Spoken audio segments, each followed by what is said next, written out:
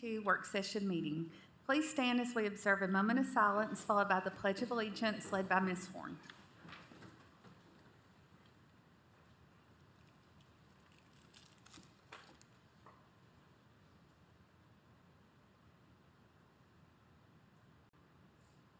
Face the flag.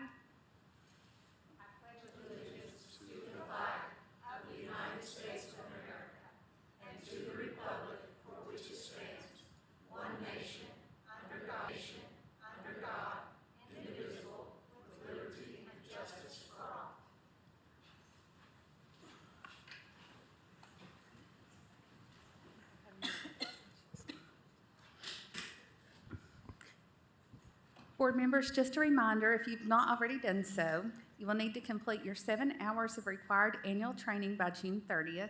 TSBA is holding 2 academies in Knox County, one on March 18th and one on June 7th. So please let Terry know as soon as possible if you plan to attend one of those.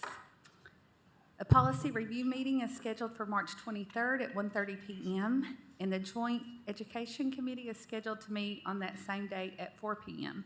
Both meetings will be held in the Andrew Johnson Building, first floor boardroom. Also wanted to announce that the window for applications to be the 2022-2023 Board of Education Student Representative is now open, and rising seniors who meet the eligibility requirements listed in Board Policy J450 can submit applications to Terry Coatney in the board office through 4 p.m. on Monday, March 28th. Ms. Horn serves as the board's representative on the selection committee, and I know that we all look forward to updates as the application and interview process begins. So Mr. McMillan is running late tonight, and Ms. Satterfield is traveling, so she will not be here. Are there any requested changes to this agenda? Ms. Henderson?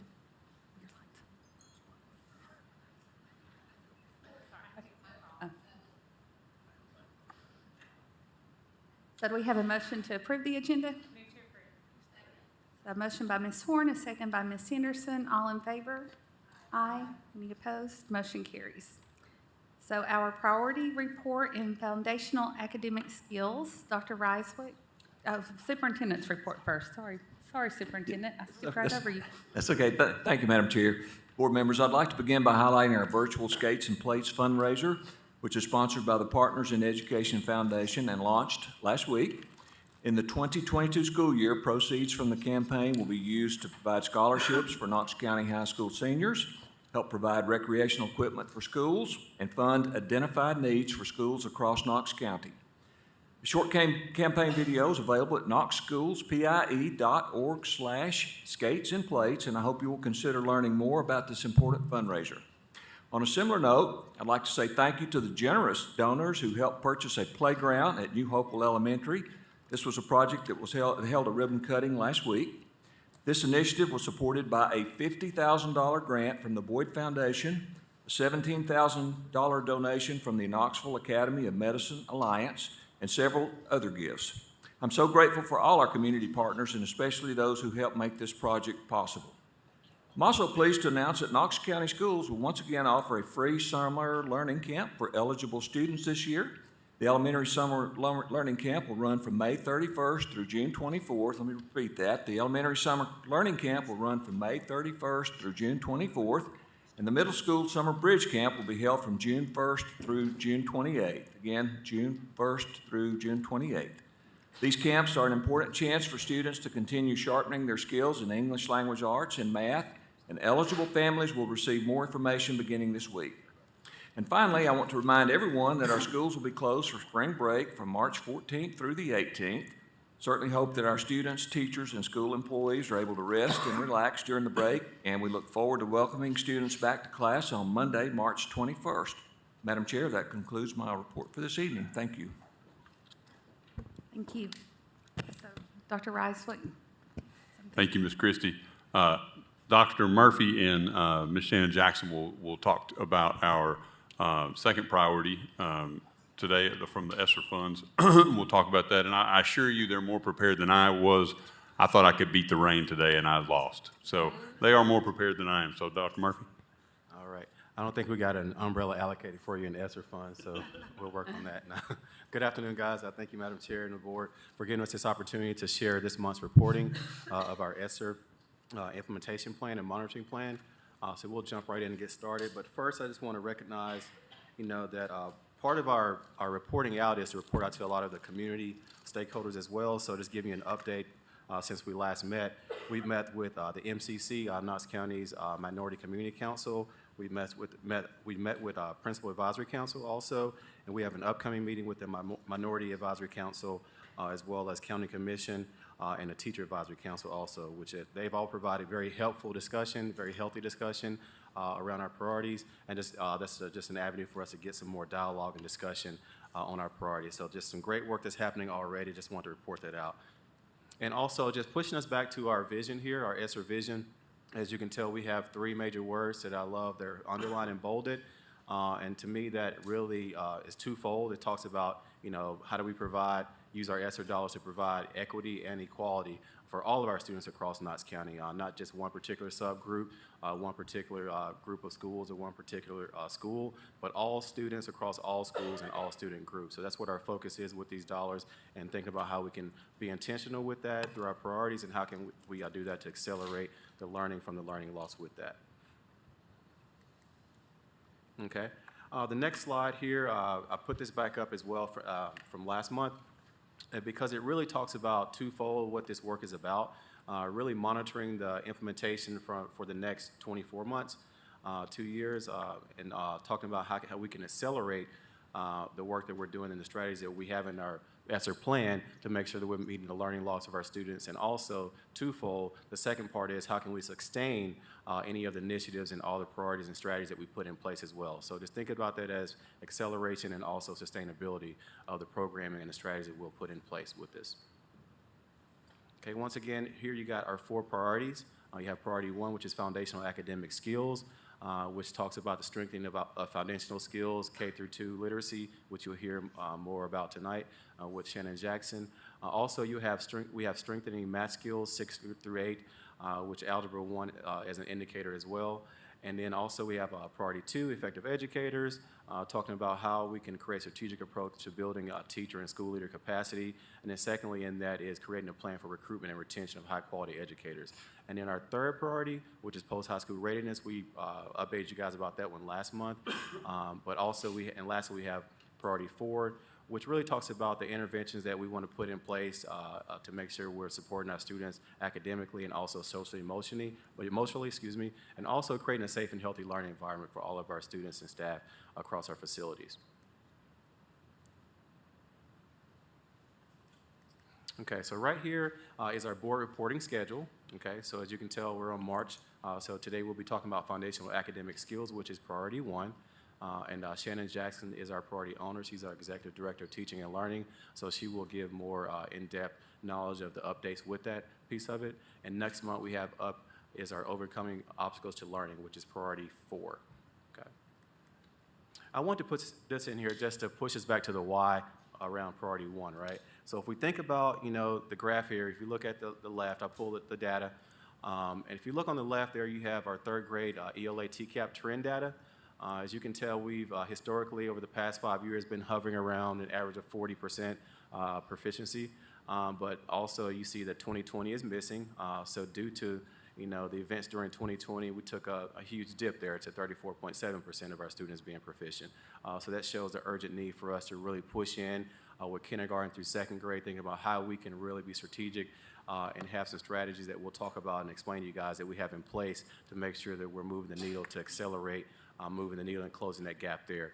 Also, we understand that 3rd grade is a key indicator to make sure students are ready to learn and are ready to learn by 4th grade. So we know that K through 3, they're reading to learn, and then also once they move to 4th grade, they're more hopefully ready to learn with that. And also to your right there, we have our KCS 9th grade Algebra 1 trend data. As you can tell there, we've been hovering historically over the past 5 years at 14% Algebra 1. This does not include 8th grade honors Algebra 1, just to kind of give you that caveat as a reminder there. But we took a pretty significant dip there in 2021 due to our experiences during 2020 with only 7% being proficient there. So that shows the need for priority one, if you will. And I want to go a little deeper and dig a little deeper and just kind of show you some of the subgroup data as well that I pulled. As you can tell here, there is a... Dr. Murphy? Yes, Can I ask you yes. a question? And it was talking about the algebra when you talk about we don't count the 8th graders in there. So to me, that probably skews the data a little bit because just from my experience of having middle schoolers, the 8th graders that take algebra are usually your higher performing kids in algebra. Yes. So we're kind of totally taking out your higher performers when we're looking at our data. So how, I mean, why do we not include the 8th graders? That is, I believe, a state reporting, right? Yes. Gotcha, yes. Yes, and also we're looking at that indicator because that is our lowest performing with that, and so that's why we're looking at that indicator with that. Understanding, like you're saying, that my daughter's in 8th grade Algebra 1 as well, so like you're saying, they're honor students that are taking that, and so we're looking at the lower performer to see where we need to move the needle with those lower performers there. But I do think sometimes with the public, it's good to sort of point that out, that Yes, absolutely. kind of your higher performer math students are not even considered in this. Well, and I totally think it's a concern and we've got to do better. But I do think it's good, like when we're talking to the public and stuff, that they realize there's a whole set of kids that are Not even included, being yes. considered in it. Yes, and that's why I wanted to bring that caveat there, but I appreciate you bringing it up. Thank you so much for elevating that. And also, if you look at that, this right here is talking about the KCS 3rd grade TCAP subgroup data. Understanding just there is still a gap, obviously. You know, you have, you know, the Dr. between the white Murphy? students and other subgroups here. I'm sorry? I think Ms. Horn had a question too. Sorry. Can you hear me? Okay. Yes. Thank you. I'm sorry. It was along the same lines because I'm curious, you know, really two things. I would like to see both numbers. I would like to see, because I think we need to know, I'm curious just what the proficiency rate is for, specifically for 8th grade. graders. And then what it is combined, because I feel like we're not looking at the whole picture. And same thing. We absolutely need to be focusing on that number, but we need to see the whole picture. Yeah, so we if can we could add that, that'd be We great. can absolutely Thank add you. that. Yeah, no problem. And I totally agree with that. We can add that. Just letting you guys know, this is the indicator for the ones where we're showing the need for us to push in with more support, basically. But I can get that to you, no problem. Any other questions? Or? All right.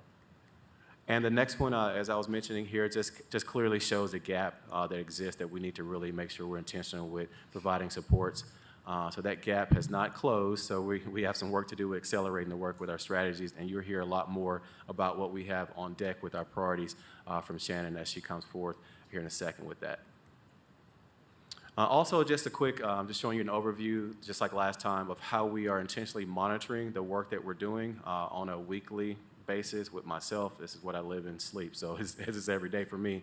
But just making sure we're letting you guys know that we have a laser focus on how we're monitoring each of these strategies at the granular level, okay? But specific to today, this is a huge strategy, as you can tell here.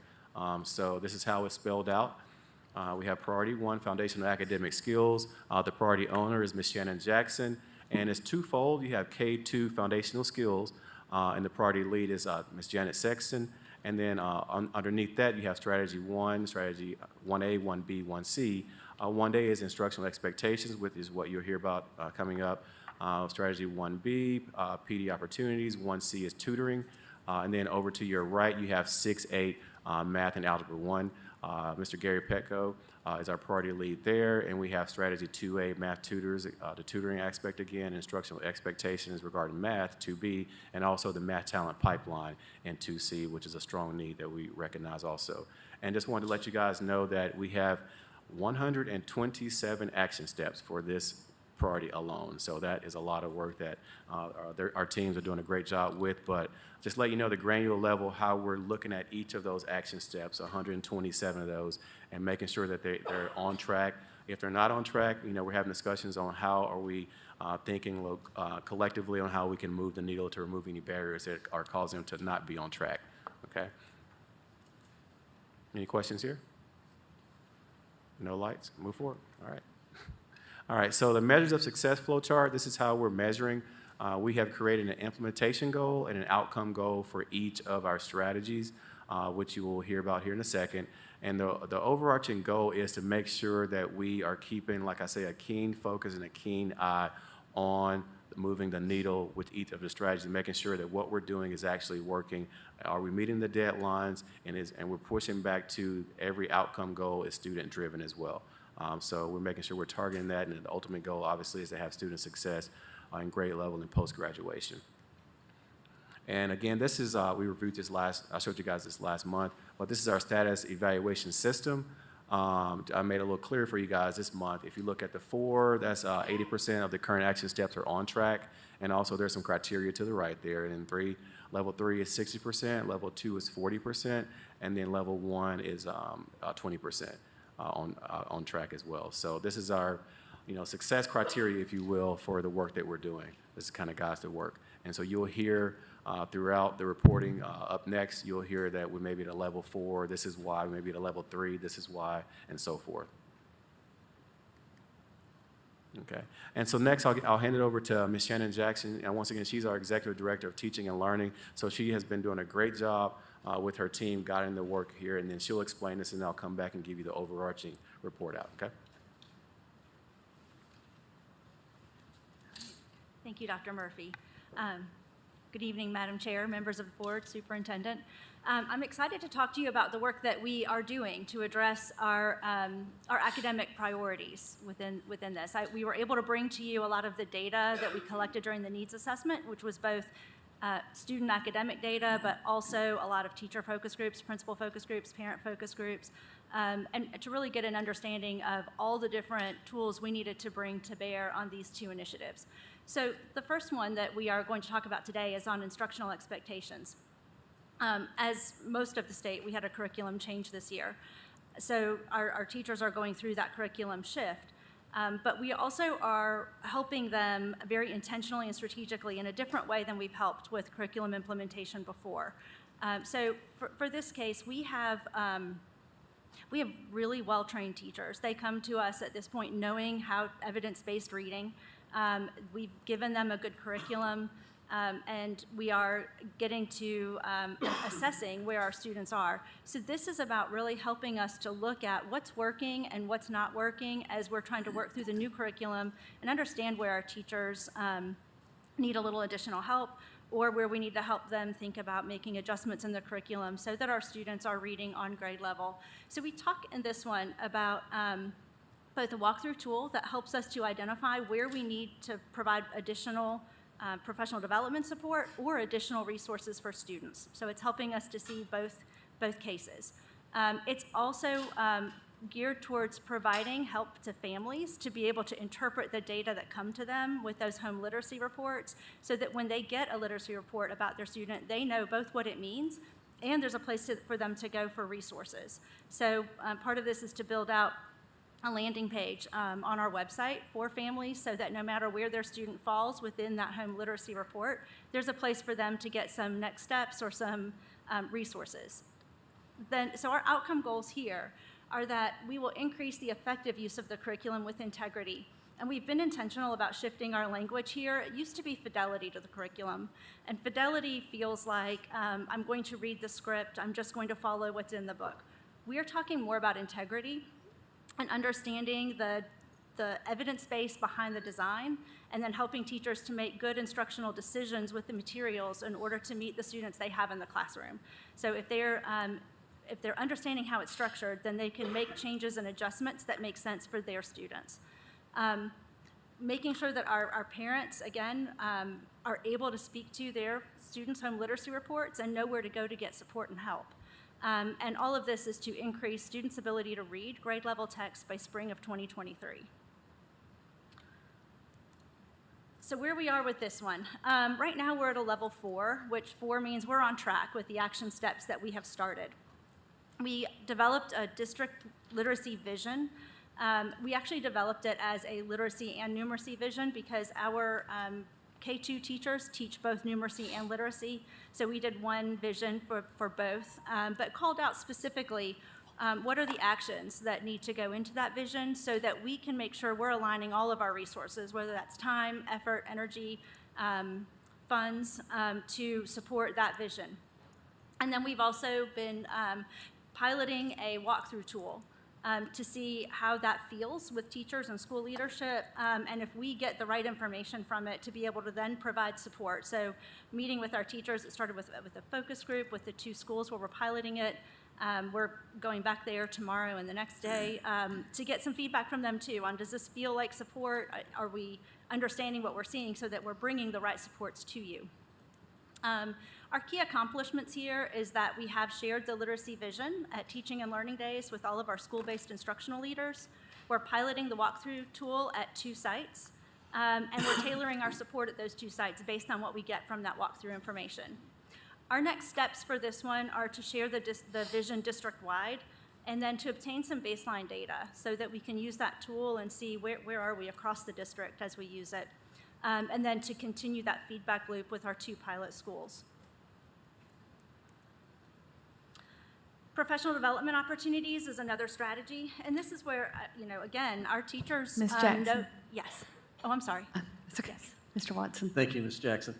Can you say, I'm not real familiar with the term walkthrough tool. Can you Sure. say a little bit more about that in terms of how it functions and what the benefits are? Of course. So a walkthrough tool in this case is a tool that we use to go into a classroom, and you just go in and spend about 15 minutes and watch the students and see how are the students responding or not responding, how is time being spent, and then calibrating on that with the group that's going in and out of the classrooms to make sure we're all seeing things the same way, and then thinking through what are the next steps based on what we see. So, we can look at how time is spent, we can look at how students are answering and getting feedback, those kinds of. So it's used mainly at a classroom level, not at individual student level? Sure, it's Correct. right, it's used at the classroom level, that is correct. Thank you. Okay, so 1B is focused on professional development opportunities. And this is where I do want to reiterate, I think we're very fortunate in our district that our teachers know the science of reading. There was a law that passed last year, and I think we were in front of you in the spring talking about that we were already in compliance with that law. We've been focused on evidence-based reading for quite some time in this district, and all of our teachers have been through a reading course, and now we're partnered with the university, and our teachers come to us with a good foundation in knowing the evidence base behind teaching reading. And yet there are always opportunities to grow, and there are some need for growing within this priority. One of them is making sure that all of our teachers are able to meet the new state compliance law for recertification if they teach in the K-5 classroom. They have to be able to recertify through professional development opportunity and pass a test on the science of reading. So we have been working with the State Department to craft our own professional development on that. Our teachers can participate in the state's version if they want to, which is Reading 360, or they can go through what we're calling a micro-credentialing program. It's number 3 up here, the Job Embedded Professional Development Program, where they can choose multiple ways to learn that information, or if they already know it, then they can capture some evidence from their classroom and submit that for us to score and be able to sign off that they have indeed mastered that content, and then they're eligible to take that assessment and to recertify for their license with the state. We also we're continuing to do foundational skills professional development. There's always new research and new evidence out there of what is proving to be successful with children, and so we continue to do that through our district learning days and through our teaching and learning days, through our literacy coaches and our department chairs. But then adding into that, number 2 is something I'm very excited about. We have decided to invest in our teachers who are already in our system and have each elementary school will have a literacy specialist, So we've started our first cohort. We started it on January 24th, with 17 schools represented. And so they are going through a 5-course sequence with the University of Tennessee, and at the end of that, they will have their literacy specialist certificate. So each school will have somebody in their building, and we asked our administrators to work with identifying teachers who would remain in the school for 3 years to be able to share their expertise and their knowledge. And they're really focused on identifying reading difficulty, assessing reading difficulty, and then intervening on reading difficulty. So their job is going to be, they'll still be in the classroom, but they will have this endorsement, and they will have the knowledge to be able to guide their peers in terms of getting into some of those more difficult cases to diagnose. And diagnose in the informal term, not in the formal term. Outcome goal here is to really increase our ability to provide targeted intervention based on what we're seeing in the progress monitoring data. We already make sure that we're assigning interventions by deficit, but the more specific we can get, the more effective that intervention will be. And again, our goal here is to increase our students' ability to read at grade level. So where we are on this one, we're at level 3. So we have our first literacy specialist cohort launched on January 24th. These funds were not approved until November, and we were able to get 17 teachers who were able to apply to UT and go through that process. They've given us a lot of feedback on how we can help with that process moving forward, and UT's been a great partner, so we'll be helping people with that process as we launch cohorts 2 and 3. We have completed the reading department has completed the Reading 360 course and has been partnering with the state to make sure that what we're putting together for our professional development that is Knox County focused aligns with the state's professional development as well, so that our teachers are well set up for that recertification assessment. So our next steps are to identify literacy specialist cohort 2 and for our K2 teachers to be able to begin Reading 360. For our teachers who do the micro-credential through us, if they complete that job-embedded professional development and they do that one through us, we are going to pay them a stipend of $1,000 to complete that work. So we're trying to make sure we're compensating them for that extra step of doing that learning and recertifying because it is quite extensive in the ask. Ms. Jackson, can I ask you a Yes. question? So is our goal to have one of these reading specialists in every single elementary school? That is our goal. How quickly, do we feel like in the second cohort we could get to that point, or is it going to take several cohorts to get there? We will run 3 cohorts. Our second cohort begins in the mini term that is between the spring semester and the summer semester, and our third cohort begins in August. So the third cohort will really finish just 6 months behind the first cohort. So really by mid next year, we should have every school having one. That is correct. Yes. Ms. Jackson, another question. So I'm assuming we're paying for UT to do this for each teacher in the cohort. Are we all, and I think I heard you say this correctly, we're also compensating our teachers in addition to that, to their regular pay to go through it? No, we're paying for the degree, or for the certification. Right. It's not a degree, it's 5 courses. And then we are paying for those who complete the micro-credential. So the job-embedded professional development that Right. everybody has to do, either Reading 360 or our micro-credential to recertify. Right. We're paying those who do our micro-credential. And the state has an opportunity this summer that they'll pay if they choose to do the state's process instead. Thank you. So. Okay, so then strategy 3 is focused on tutoring.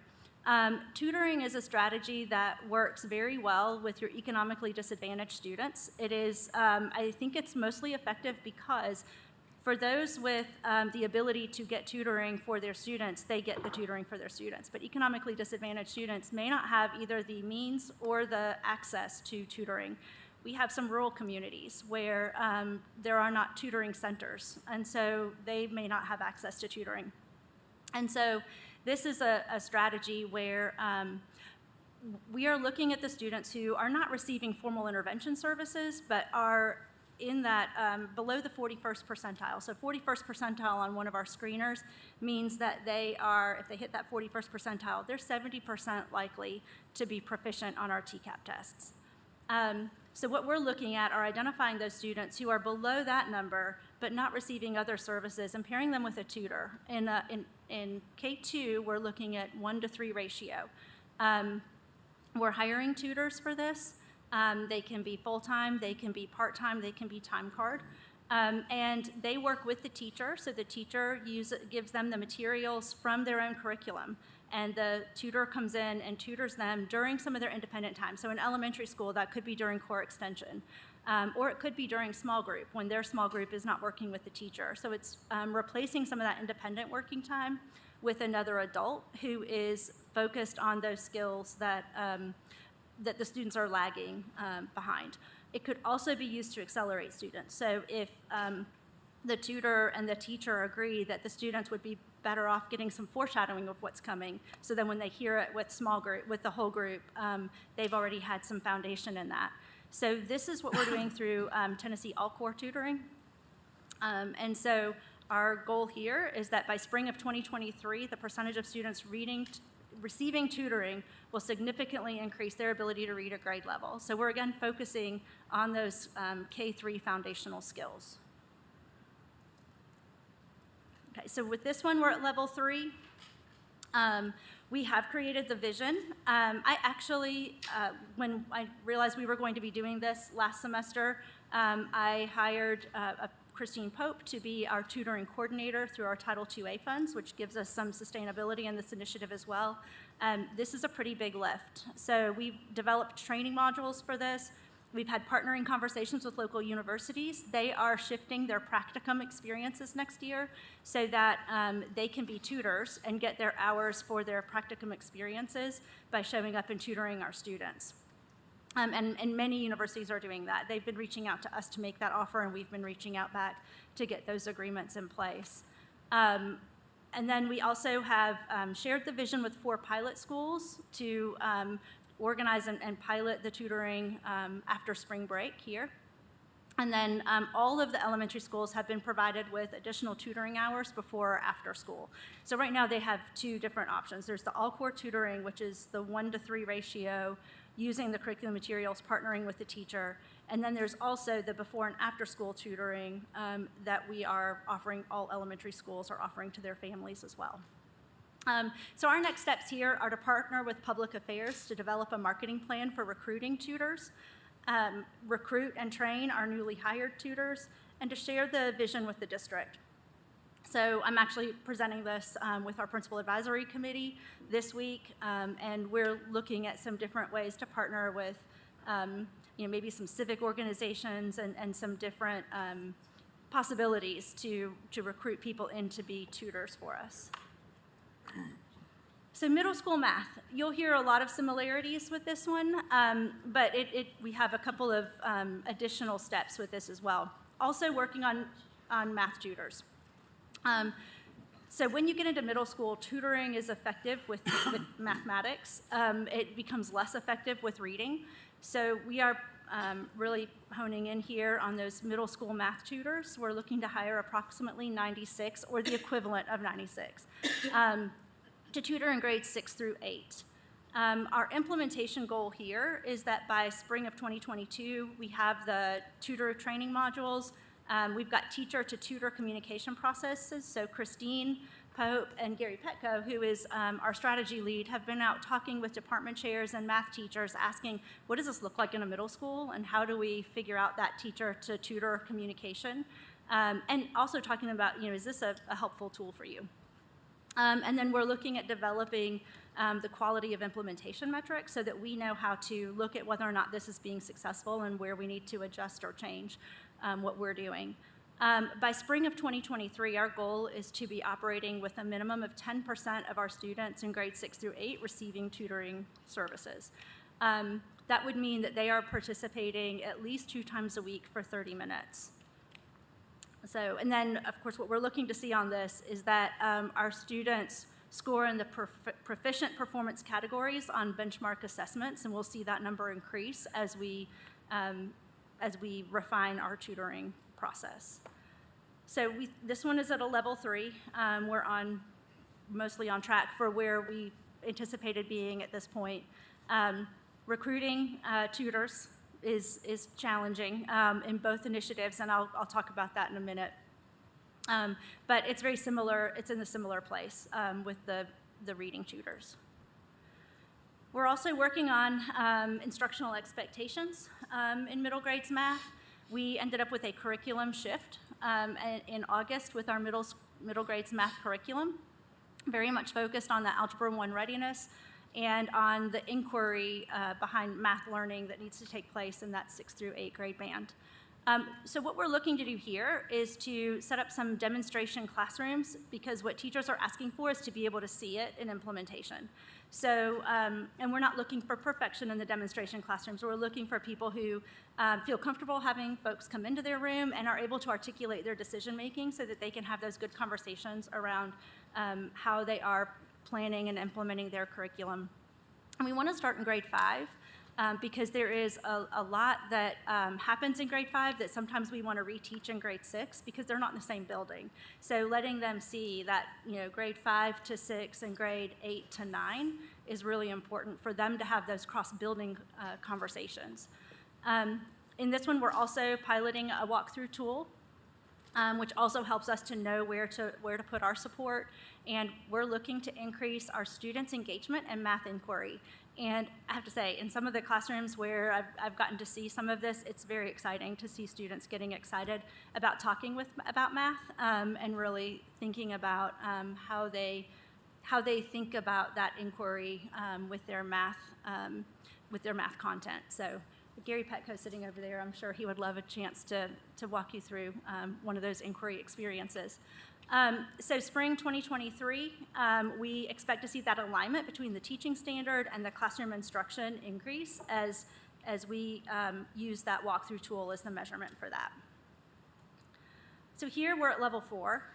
They have the district vision created. They've identified the walkthrough tool. They've been meeting with department chairs. I think they've met 5 times. And they're looking on that professional development plan for the demonstration teachers and then developing that communication plan for the district vision so that everybody knows what really clearly what the goals for proficiency in middle grades math is. So their next step is to share that with the department and to identify the next set of schools for the walkthrough tool implementation. Okay, so this one, 2C, will cover some of what I've talked about with the math tutors, but also we're looking at math teachers. So our goal here is to attract, recruit, and retain highly effective middle grade math and Algebra 1 teachers. So math teachers are hard to come by in the secondary schools. They're also hard to come by in the university for introductory math classes. And so we need to get creative in how we start finding people who have the passion and the talent to teach math and just don't realize that they do. So we are looking to identify a cohort of mentor teachers, and these are teachers who are veteran teachers who have been great math teachers and would be willing to take on an apprentice or somebody who is not yet certified in math. And then we'd like to identify some apprentice math teachers who could work with those mentors. These are people who are not yet certified or people who are. So one of the things I'm looking to do is to figure out how I work with public affairs and human resources, essentially to build a bench of math teachers so that we can, right now we can't make a hire if we don't have an open position. And right now, everybody's looking for jobs. So if we don't have an open position, we'll lose math teachers to other districts, but we know we'll have positions come open.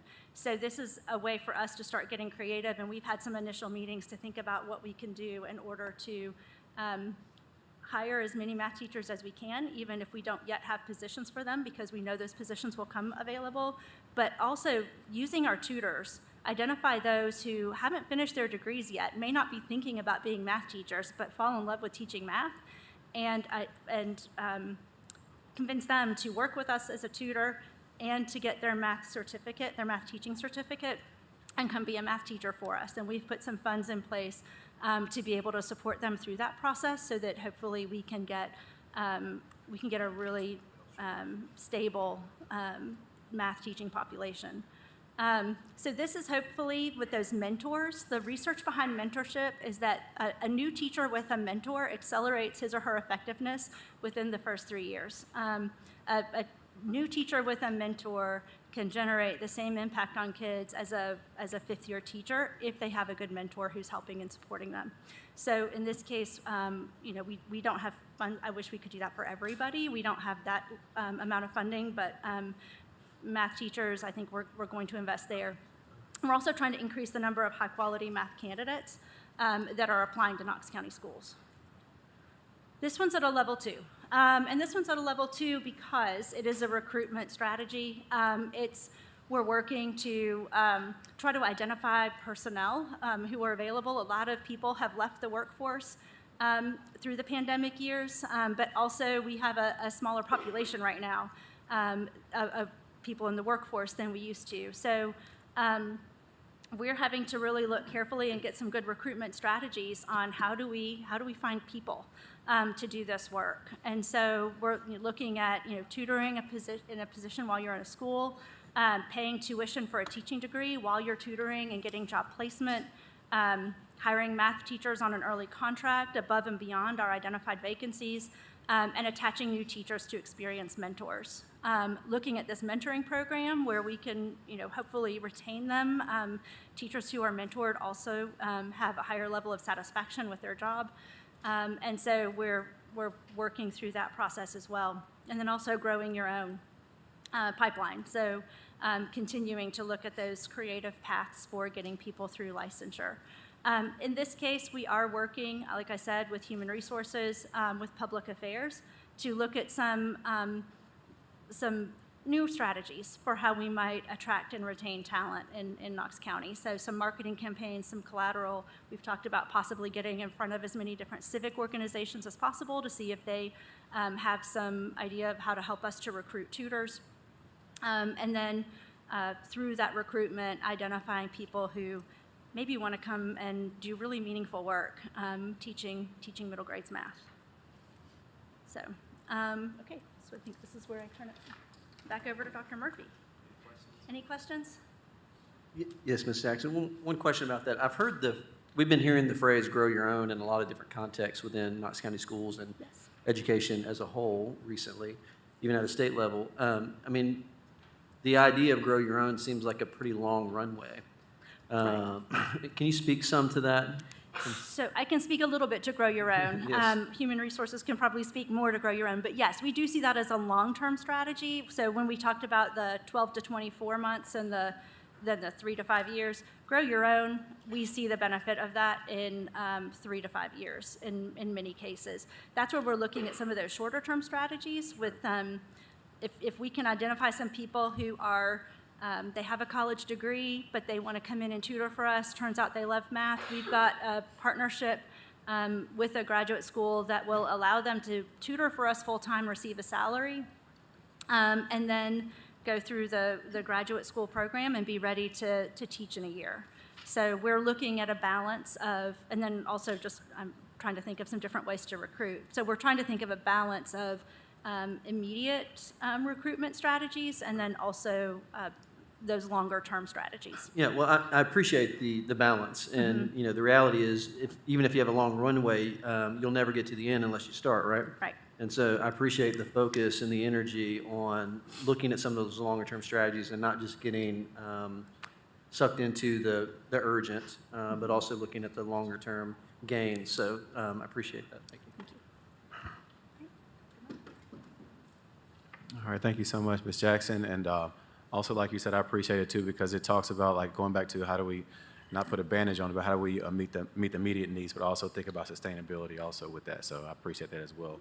I know our math supervisor is here, Gary Petco, and he ran the numbers for you guys on the 8th grade. So if you guys want to hear those numbers, so we're trying to be proactive here. So you want to come up, Gary, and talk about that? I didn't mean to call you out, but.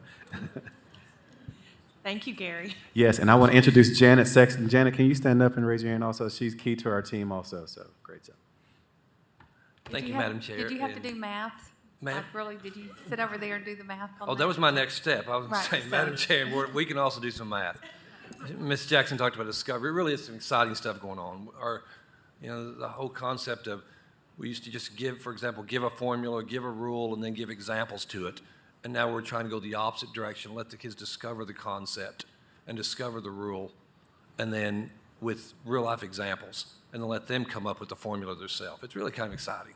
So I welcome you into the classes if you want to come in. What we've got for the last year for our 8th grade, we had about 24% of our 8th graders taking Algebra 1 across the district, and that varied from school to school. Some had more, and some had less, anywhere from maybe 40 to down to 9%.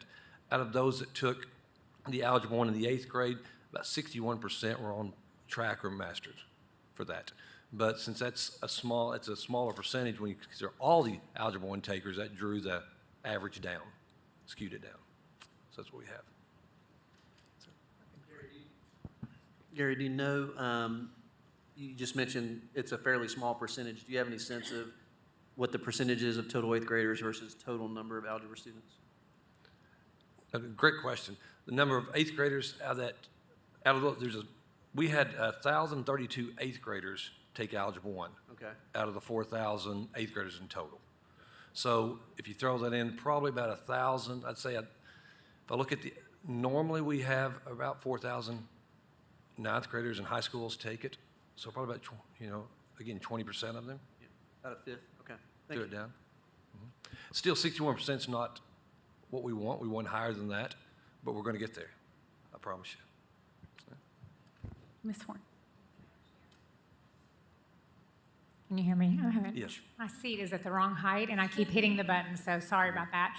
Okay, a question. I spoke with one of our great eighth grade algebra teachers who I think like every kid in his class is proficient, and one of the issues that he brought up was kids knowing multiplication facts, and obviously they learned that, in third grade? Yes, they started third grade, yes. So, but by the time they get to 8th, 9th grade, if they haven't been reviewing those constantly, they get to 8th grade or they get to 9th grade algebra and they, have to reteach or whatever. So are changes being made to increase the repetition throughout the grades so that doesn't need to be retaught when they get to algebra? Great question. I think yes. The answer is yes. We're trying to reintroduce it throughout the whole third grade through. I think we ran into, if I ask anyone, if I'm in a social setting, they ask what you do, and I tell them I'm a teacher, they all want to talk about math. Or they want to talk about teaching. When I say I was a math teacher, then, the two things that come out of people's mouths is, well, I'm not a math person, or I hated math. And then the next question is, why can't we just memorize multiplication tables like we used to? And I want to say, well, if you didn't like math, you weren't good, how'd that memorization work out for you? Because memorization is kind of a chore.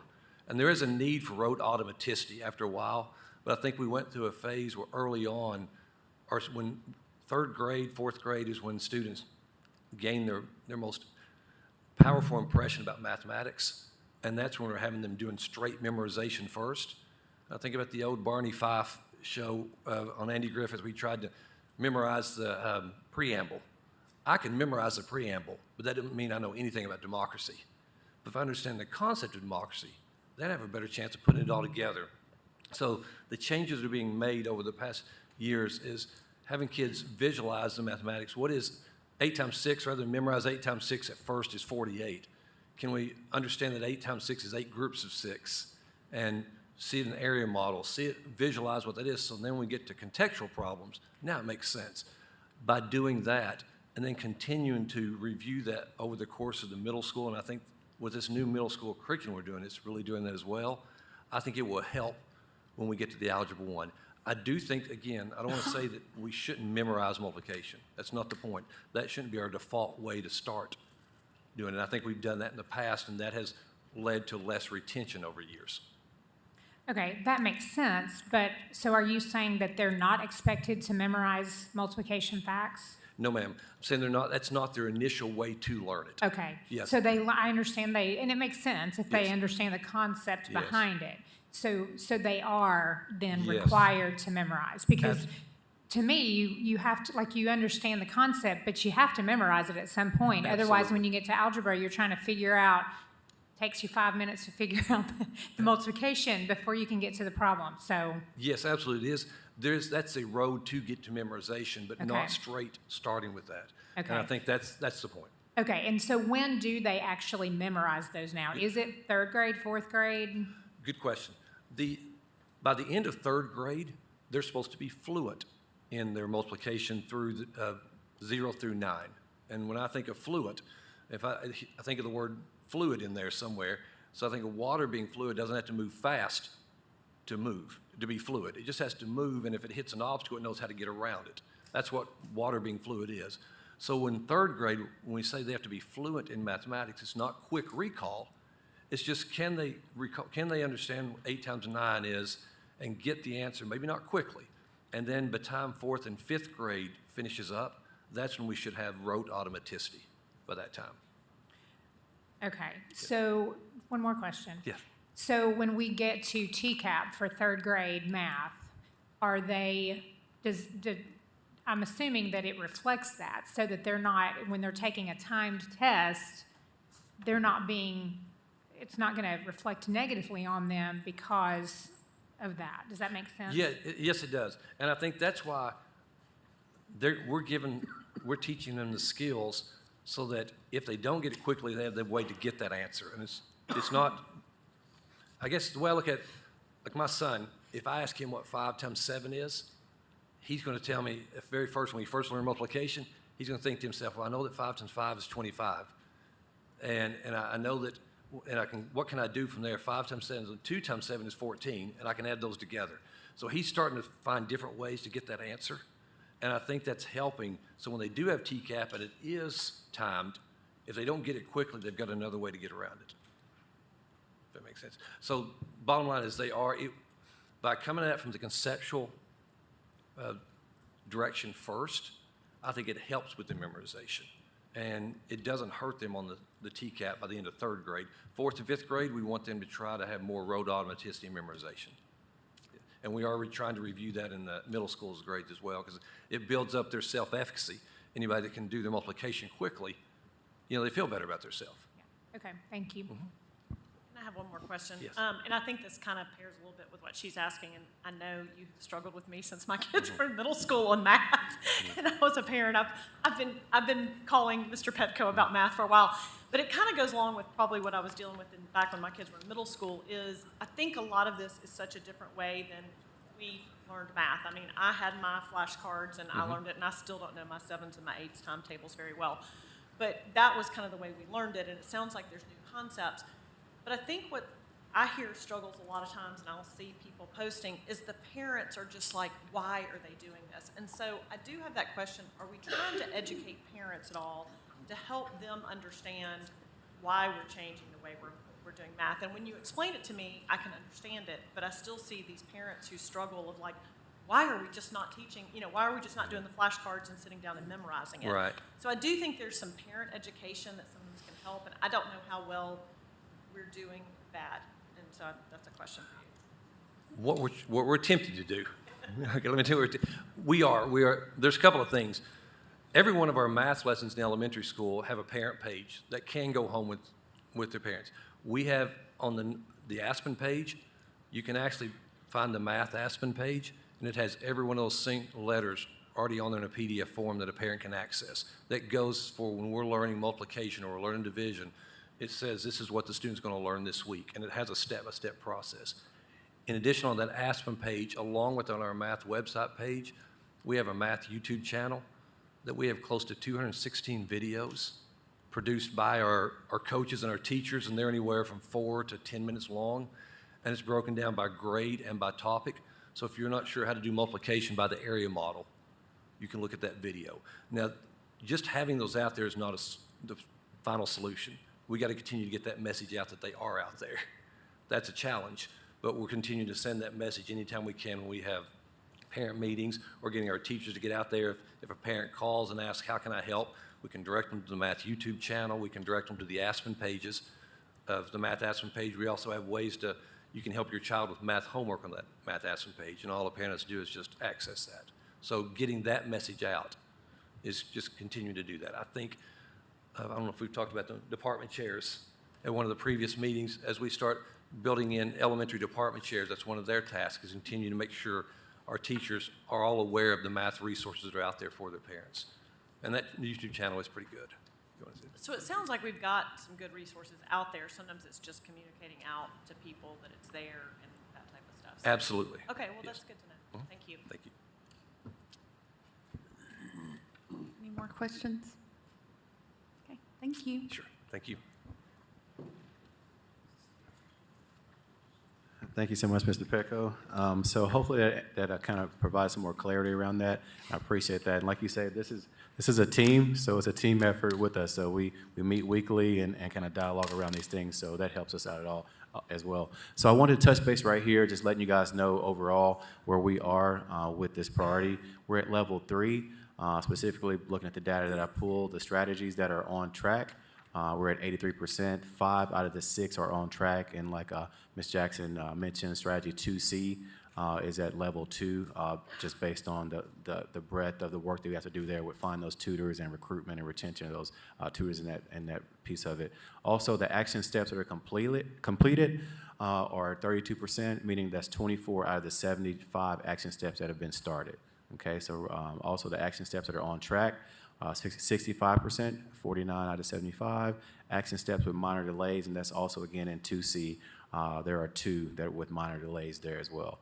And overall, the action steps not started, and that's based on timelines because a lot of the work is forecasted out this summer with professional development, things of that nature that just hadn't started yet.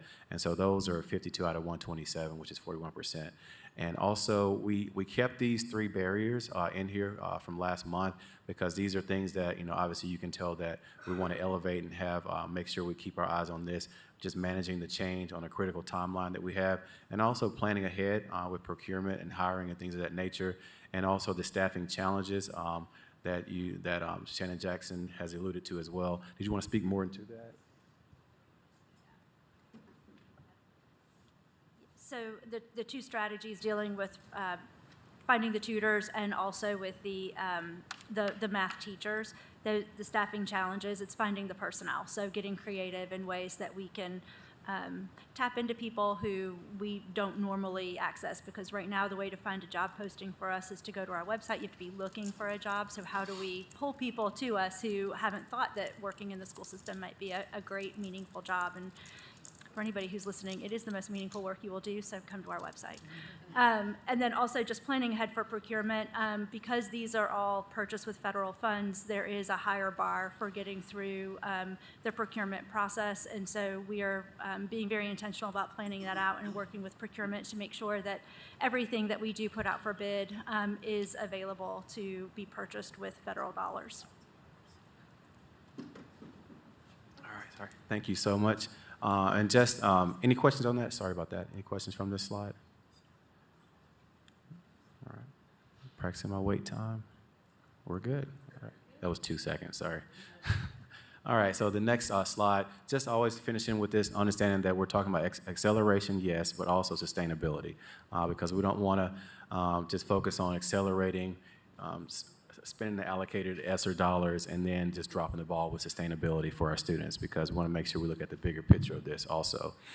So our next board share out will be next month with priority 4, overcoming obstacles, with Mr. Jason Myers to learning. So we're looking forward to that also. So just giving you an understanding of how it works is this past February, myself and Shannon's team prepped and planned for this month. So in March, we'll be planning with Jason and his team for April share out. So we meet weekly with all the strategies, but we kind of put a laser focus on the strategy where we're really honing in on.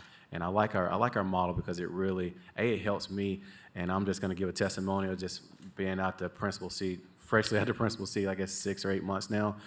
When I'm looking at the strategies and looking at the work, it's promising, and I'm beginning to visualize how it's going to look at the school site, right? I'm beginning to look at, visualize my former students and staff. So it's good stuff that we have here. So we just have to make sure we're keeping our eye on it and keeping a laser focus on it. So any other questions or comments? Doesn't look like it, so thank you, Dr. Murphy. Yes, Mr. Chen. Thank you, Madam Chair. I'd just like to say that, from what you all have talked about today, it sounds like you all are doing fantastic work, and I'm really appreciative of all the hard work that everyone has put into this, because I do feel like this will really, really help students moving forward into the future, not just recovering from what the pandemic has caused, but also improving those proficiency levels, into the future. So again, thank you for all the hard work. Yes, I thank you so much for that compliment, because I do believe that with our outcome goals and our implementation goals, we develop those with our REA department. being really strategic with that and making sure that it's driven by student data also. So we are looking at that, and like I said, I'm living and breathing that. So I have that pulled up on my computer every morning, and this is what I'm living, so I appreciate that. Ms. Owen? Thank you, Madam Chair. I just want to say that I appreciate the intentional shift from fidelity to integrity. I think that is a very important way of looking at it, and I think our teachers will very much appreciate that. Thank you. Yeah, thank you so much. Yeah, integrity of implementation, I think, is what it's about. So that really focuses on sustainability, and it pushes back to, are we doing the right work for our students? This is what this is all about. So this is what we're very passionate about. So thank you guys so much, and I will get out of your way. Thank you. Thank you. Thank you, Ms. Jackson. Mr. Petco?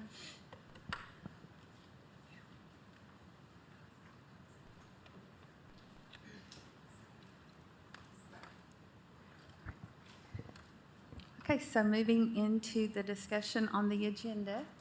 Under 8C, item 1 or 2, any questions? Ms. Horn? Thank you, Madam Chair. I have a question on the Department of Education Tennessee School Climate Survey.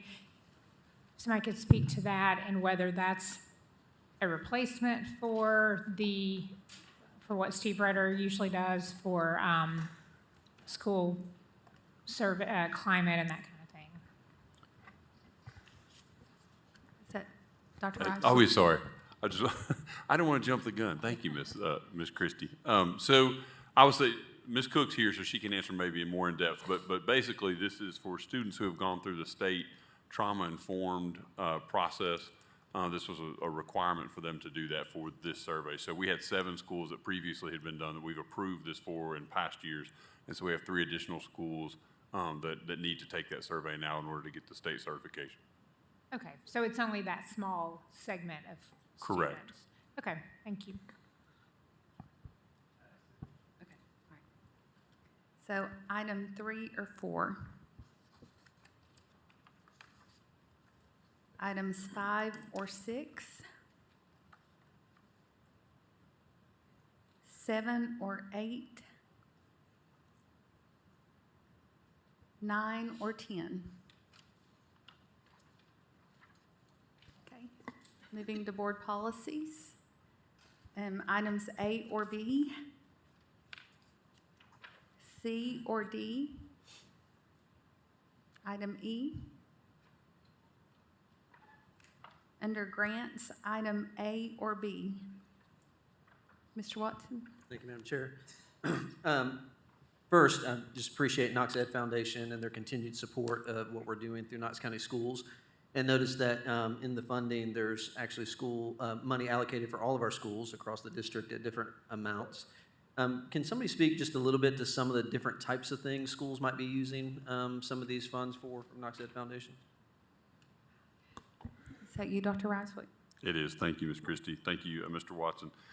So the way that reads, so those haven't been turned in yet. I'll give you breakdowns on how the funds are distributed, but funds will be awarded to promote school-wide or targeted student support, high-quality professional development for teachers, making sure they have what they need to support student learning. And the way that's kind of that was sent out to the schools as kind of the parameters for it, and so they're sending in individual school requests for that. So the way those dollars are allocated, if you are a current community school, that those schools get $5,000.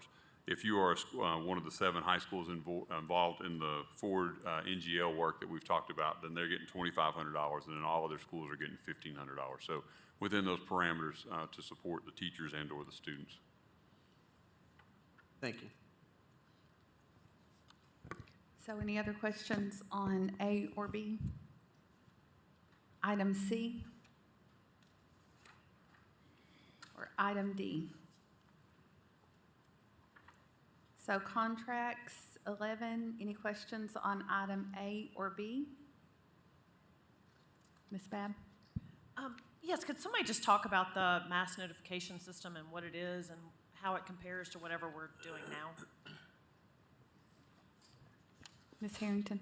Thank you. So our contract with our mass notification provider expires at the end of the school year. So we initiated a bid process, and Parent Square was selected from a committee. And so Parent Square is very similar to what we're using now in the sense that it's a two-way, it's a mass notification system, but it's different in a lot of other ways because it will provide two-way communication through not just mass notification, but classroom communication, so teachers could communicate with students and parents through this platform. There's also a language integration platform, and there is also some other features that we'll be getting through this contract, such as a mobile app and an opportunity for forms to be digitized. So we're real excited about it. And I don't know, have you talked to any high school teachers? I mean, I know when mine were in high school, that a big thing was like group me's that the teachers had, and I didn't know if they had been talked about this, if they thought it would be a good addition, or? We did have some administrators on our committee, but that's probably going to be a discussion that we're going to have in terms of, because it's not just high school, it's across all of our schools in terms of some of our schools use Remind, some of them use Class Dojo, so those are some things, some conversations that we're going to have. Mr. Watson? Thank you, Madam Chair. Will there be any consolidation of other services that we use? I know our other contract is running out, but I remember the board last year, I think, approved another service that had some language translation capability, and I know this new software does as well. So is there any consolidation? There is. So right now, it's not through the district, but it's through Knox Education Foundation. They have a pilot program through our 16 community schools with talking points. And so with this new contract, we're going to not use talking points for this school year, but we'll take a look at how Parent Square is working with those communities. And if we need to reevaluate that, Knox Ed Foundation has been very open to having those conversations again. So have we already implemented talking points and now we might be retracting it? Talking Points was implemented this school year. So there are some ELL teachers that have been using it even before this school year. But yes, it was implemented for this school year. And the new software would not go into effect until this coming school year? Right, it would go into effect July 1. Okay, thank you.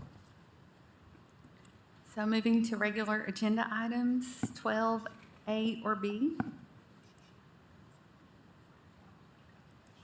Mr. Watson? Thank you, Madam Chair. I just have I dug into the balance designation in letter B, and I noticed there was funds in there for some data aggregation software, and I know Chief has talked about that several times. I'm assuming this is something different than for CAS 5, and do we know I know the initial implementation is around $200,000. Do we know the ongoing costs for that software? What we're looking at would be, what we're looking at would be about $30,000 a year ongoing for our dispatch and report management system is what we're talking about. Can you speak to some of the types of data that we'll be able to aggregate using this platform? Sorry, Russ, I didn't prepare you for these questions. No, I can't, as a matter of fact, because all of my security experts are somewhere else right now. And, but we have the foresight to ask them to provide me some bullet points. What we're looking at is it's a computer-assisted dispatch system. It will help manage our dispatch records. It'll help manage text-to-tip and community reporting, all integrated into a central system where it comes in and will link the reports to dispatch and will help us maintain those reports and go back and pull them up electronically so that we have a long-term and a quick, easy way to capture our history. It also integrates cellular devices and speech-to-text within the system. And let's see. It'll also support and execute the management of simultaneous events.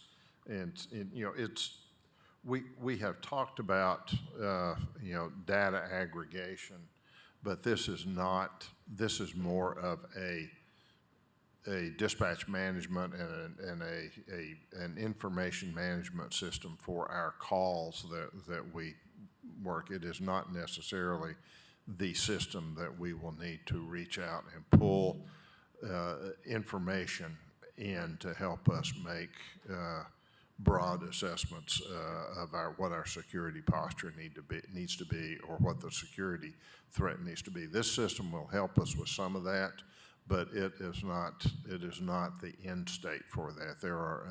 There's other systems that we need to look at over time to bring in to do that. It's my understanding. So this is more of a replacement system with additional functionality? Yes, sir. And then. Well, it is, right now, our system is what I would call analog. Right. It's guys with spreadsheets and logbooks maintaining that. This will help us get away from that. Okay, and then my last question is, I think I read this right, this is also asking for 20 additional SSOs. We are asking for 20 additional SSOs in the upcoming budget year. Right. You know, what we have found this year, particularly with COVID, is that we have struggled on days when we have high absentee to get our bases covered. Mm-hmm. We've also found that over time, particularly to when we do things like random searches, or we need to plus up our presence in some areas, we have to pull down in other areas, and we don't really want to do that. We want to build in a little bit of flexibility in the force. So we will be asking for that, or we've asked for that in the current draft of the FY23 budget. That, of course, has not been approved yet, but should it be approved, we will need to put those individuals in academy classes this summer and this fall, and we'll need to have the equipment on hand to provide to them. So this will allow us to plus up our equipment reserves, like in firearms and radios and vests and badges and all that kind of stuff, so that we'll have what they need to do their job.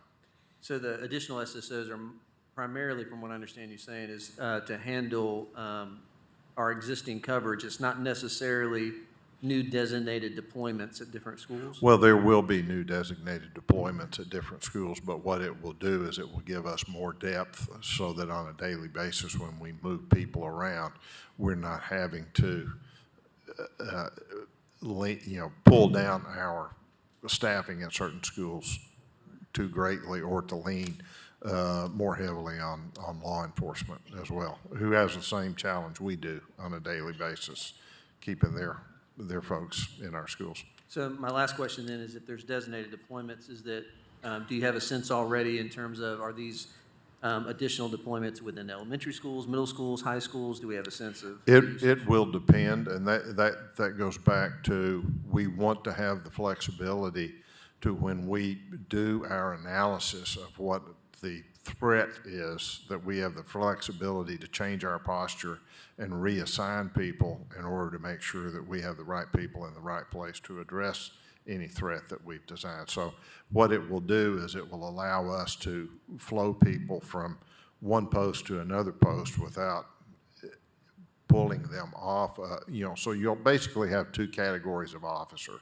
You'll have officers that are assigned to a school, and then you'll have officers that will be temporarily assigned to places based on what the threat may be. That's helpful. Thank you, Mr. Oates. So any more questions on those two items? So item C.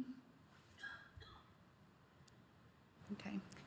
And item D, and before we discuss item D, just a couple of things. I think Gary's going to give us an update on the current situation, since there were some developments today, but also, before you do that, I would just like to say that when we moved to this resolution,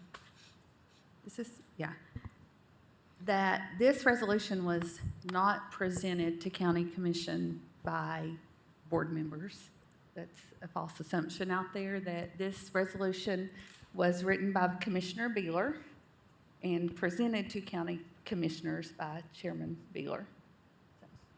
Mr. Dupler? Thank you, Madam Chair. So yes, you've requested a status update, and happy to do that.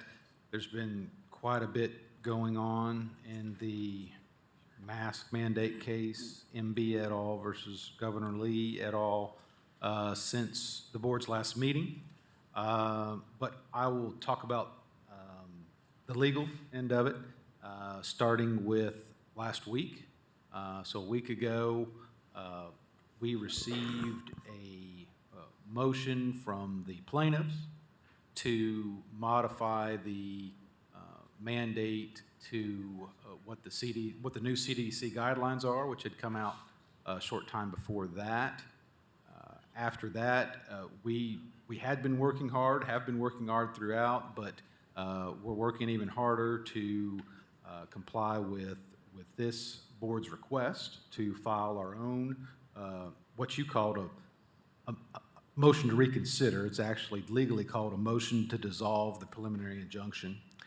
And so we've been working on that as well, and we had to then respond to what the plaintiffs filed on Monday. So that's been done at this point. We, on behalf of the board, are asking for, obviously, the mandate to end, period, not tied to the CDC. So then some other things went on last week, reported in the news. Our office has always maintained that we welcome parent assistance, particularly through things like amicus curiae briefs and that nature. Well, that has finally come to fruition. What we've seen in the past week is that a new case has been filed involving the same parties, but new plaintiffs. That's the unmasked Knox County kids case. That was first introduced by Mayor Jacobs and Representative Zachary. We've also seen, as of last Friday, I believe, some parents intervened in the existing case through local attorney Andy Fox.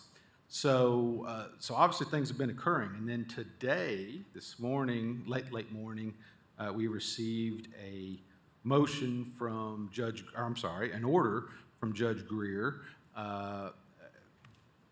It's fairly short, ordering that the parties in our case that I've been discussing go to mediation. And that's the federal mediation process is what he ordered, and that's to occur within 60 days. However, there was some confusion around some language in that order about a stay. And I believe media outlets have already reported on this, stating that, it did not stay the actual injunction. And frankly, it can be read more than one way, but it talks, with the order talking about going to mediation, we felt like, our office felt like we needed to, matter of fact, the federal rules required that we ask for clarification from the judge. So that's already been done. So we've already asked for clarification from the judge on that order. Lastly, another thing that's developed today, and let me say this as well. This board that had designees to negotiate this case. That has been ongoing, and Chair Christie and Jason Myers have been involved in that as well. We've also been talking to the plaintiff's attorneys about a proposal to unmask during negotiations, or during mediation. So I can probably talk a little bit more about that, you know, in case the board wants to go ahead and have a resolution on that. Do you want to talk more about that now? Yeah, I think a resolution or Okay. anything we can do to get masks off of kids quickly, I think we need to discuss. Yeah, so I don't want to misspeak, so let me refer to the proposal. And again, it's just a proposal, but it's something we could be working on with the board's permission. I had it here, sorry.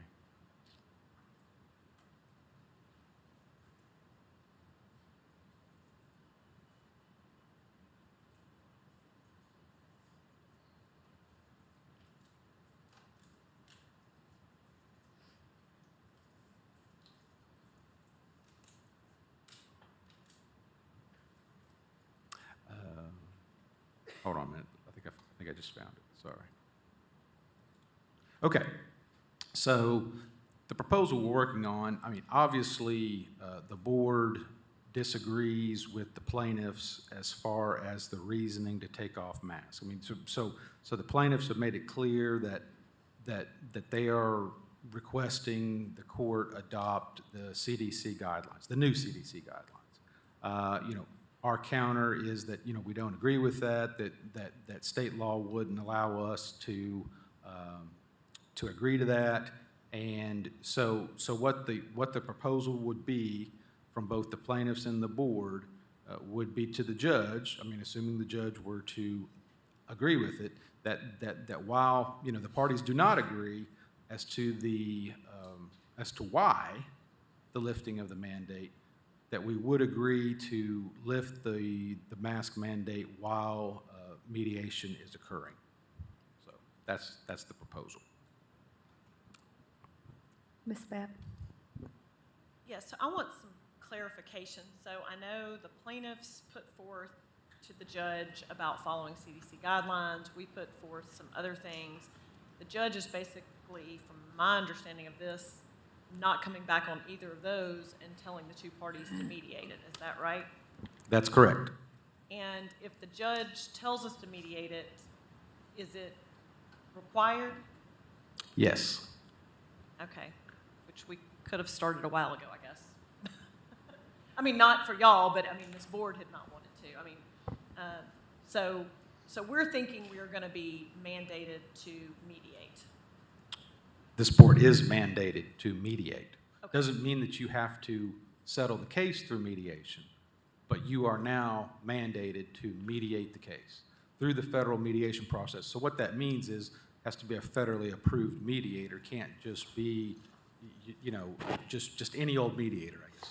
And this could be a long, drawn-out process for mediation, or can it handle pretty quickly? Because, I mean, I'm hearing from everyone, and I think we all as a board, basically as a community, we are not under CDC guidelines any longer. Basically, Knox County Schools is the only people wearing masks, not right now in Knox County, out of mandate, not out of choice. I know there are people who are choosing to.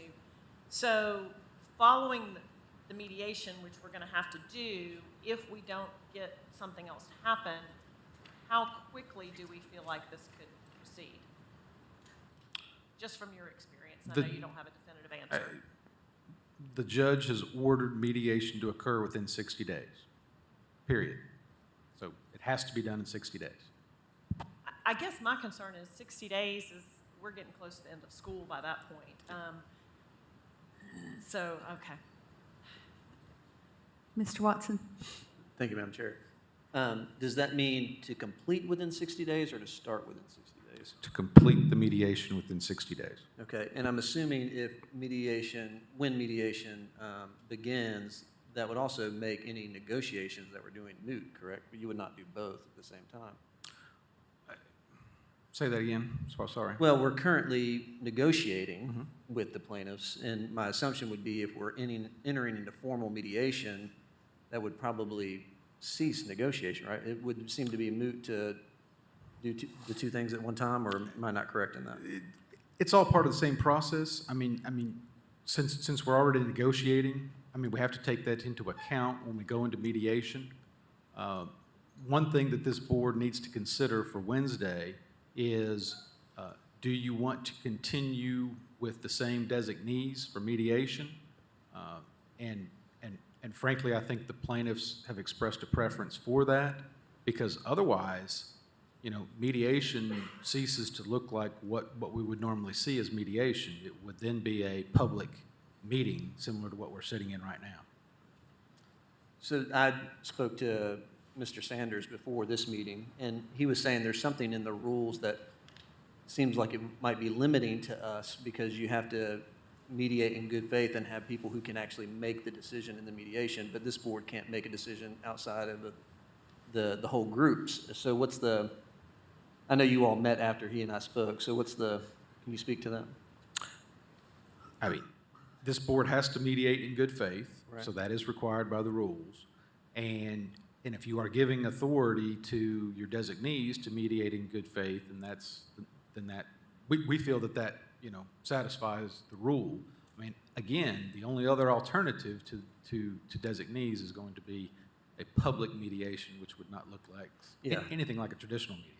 Right, yeah, and so the board would need to take action to approve those designees, and you're suggesting that we approve the same designees that we've been using for negotiation. I'm saying you need to approve Consider that. designees, and I mean, you have designees that have been negotiating in good faith already. Right. And then the proposal that you mentioned, who generated that proposal? I didn't hear that part.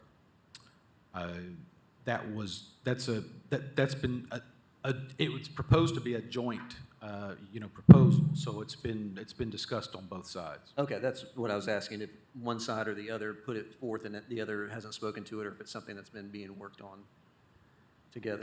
It's a joint proposal. Okay. And then my final question is for Chair Christie.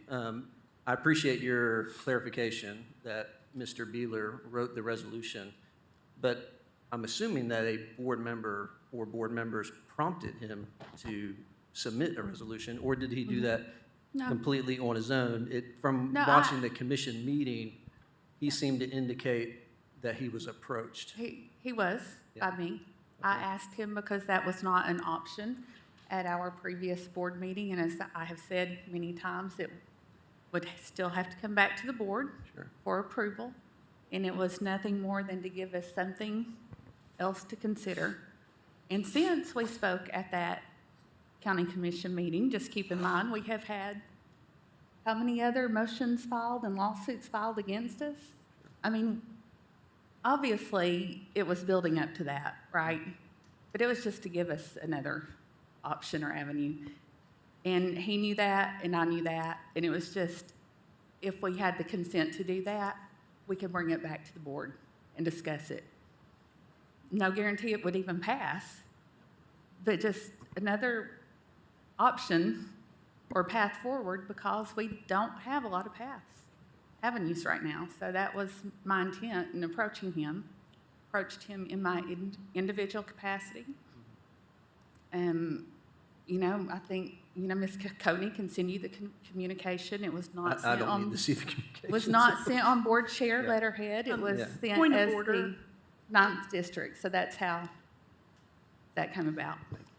I think we have a point of order issue here. I think this is getting into the hearing issue and probably shouldn't be discussed today. We're discussing the resolution. I was just asking Ms. Christie to clarify.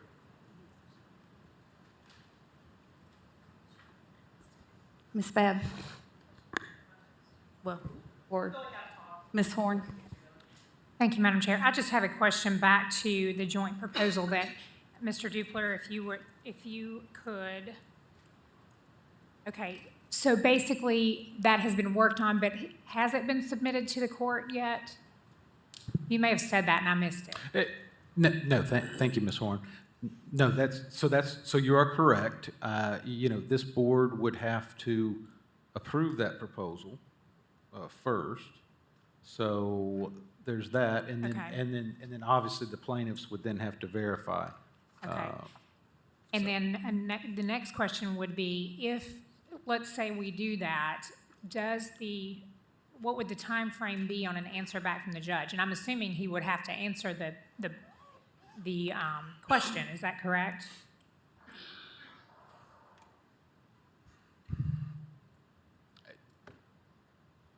Say that one more time, sorry. So if we do approve that, and if it goes to Judge Greer, would the expectation be that he would give us a ruling on it one way or the other?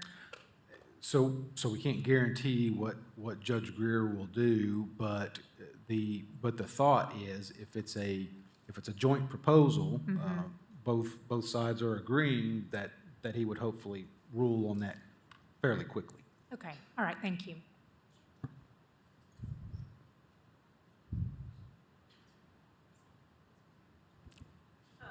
Okay, I guess what I'm asking, and I want clarification, because I know my big thing is I want these kids out of mass as quickly as possible. And I feel like what we're trying to ask for that would match what the board voted for as a majority back in the fall is we don't want anything tied to the CDC, even though right now the CDC would let us get out of mass.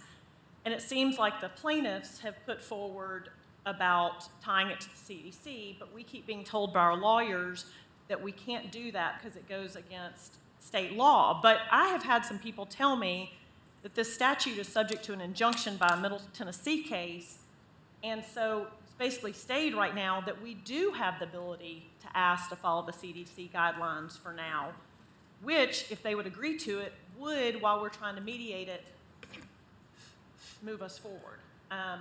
But you're thinking we can't do that?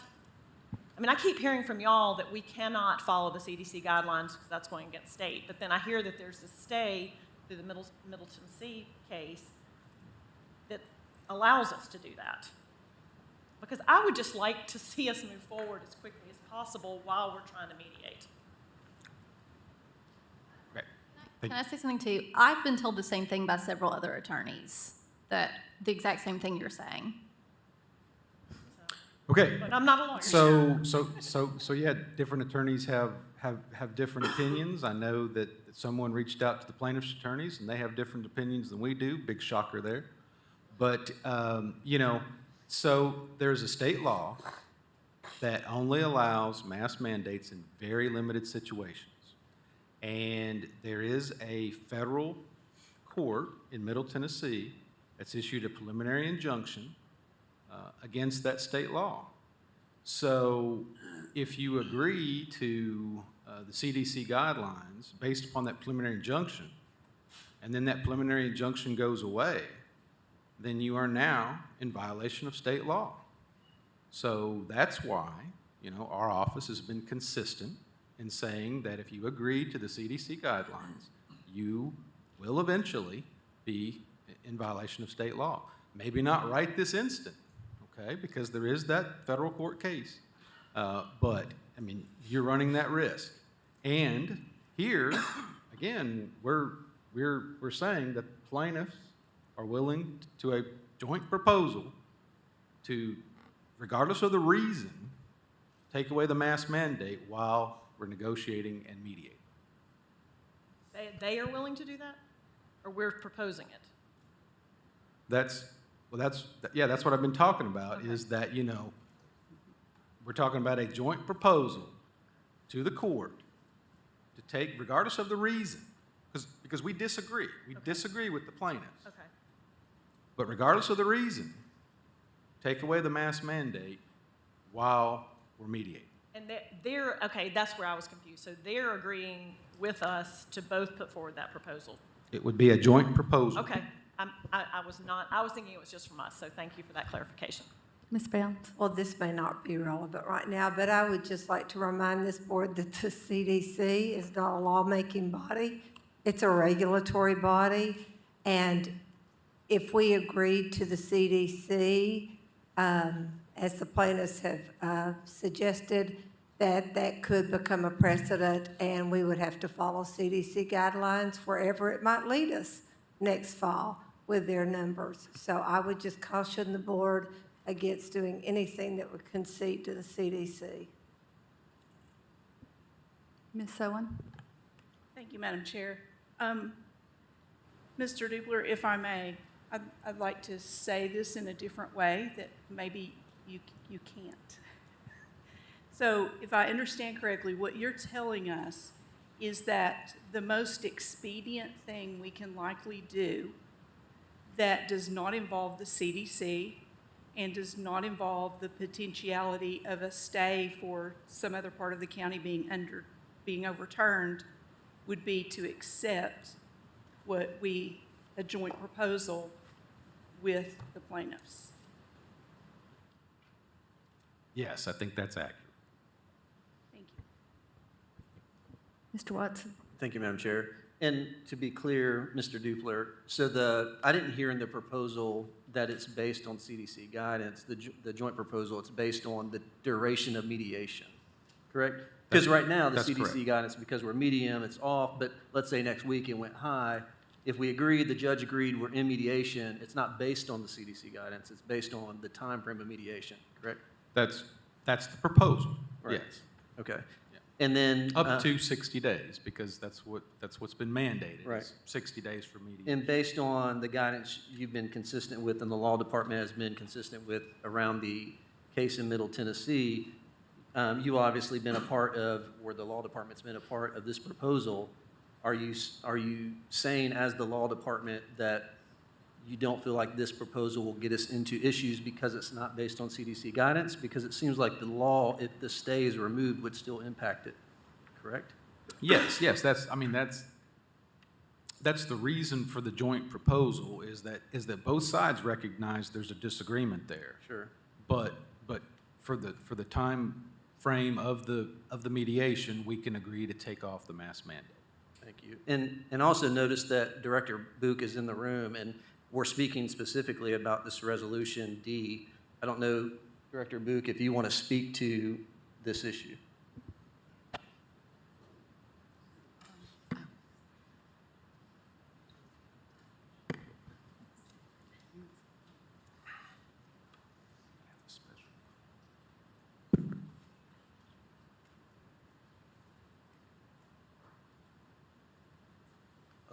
David Book, Knox County Law Director, 400 Main Street. Two things. Number one, the resolution that went before commission was drafted by the mayor. Richie Beeler did not even see it, nor did I until 5 minutes before that meeting. So that's just a clarification that the mayor is the one that drafted it. I have no idea what went on and who talked to the mayor or whatever. With regard to this, I think I had said that if the school board wanted to hire its own expert or lawyer or whatever to give advice, I'm not dead to that. I said publicly, I'd welcome anybody's advice that wants to give it.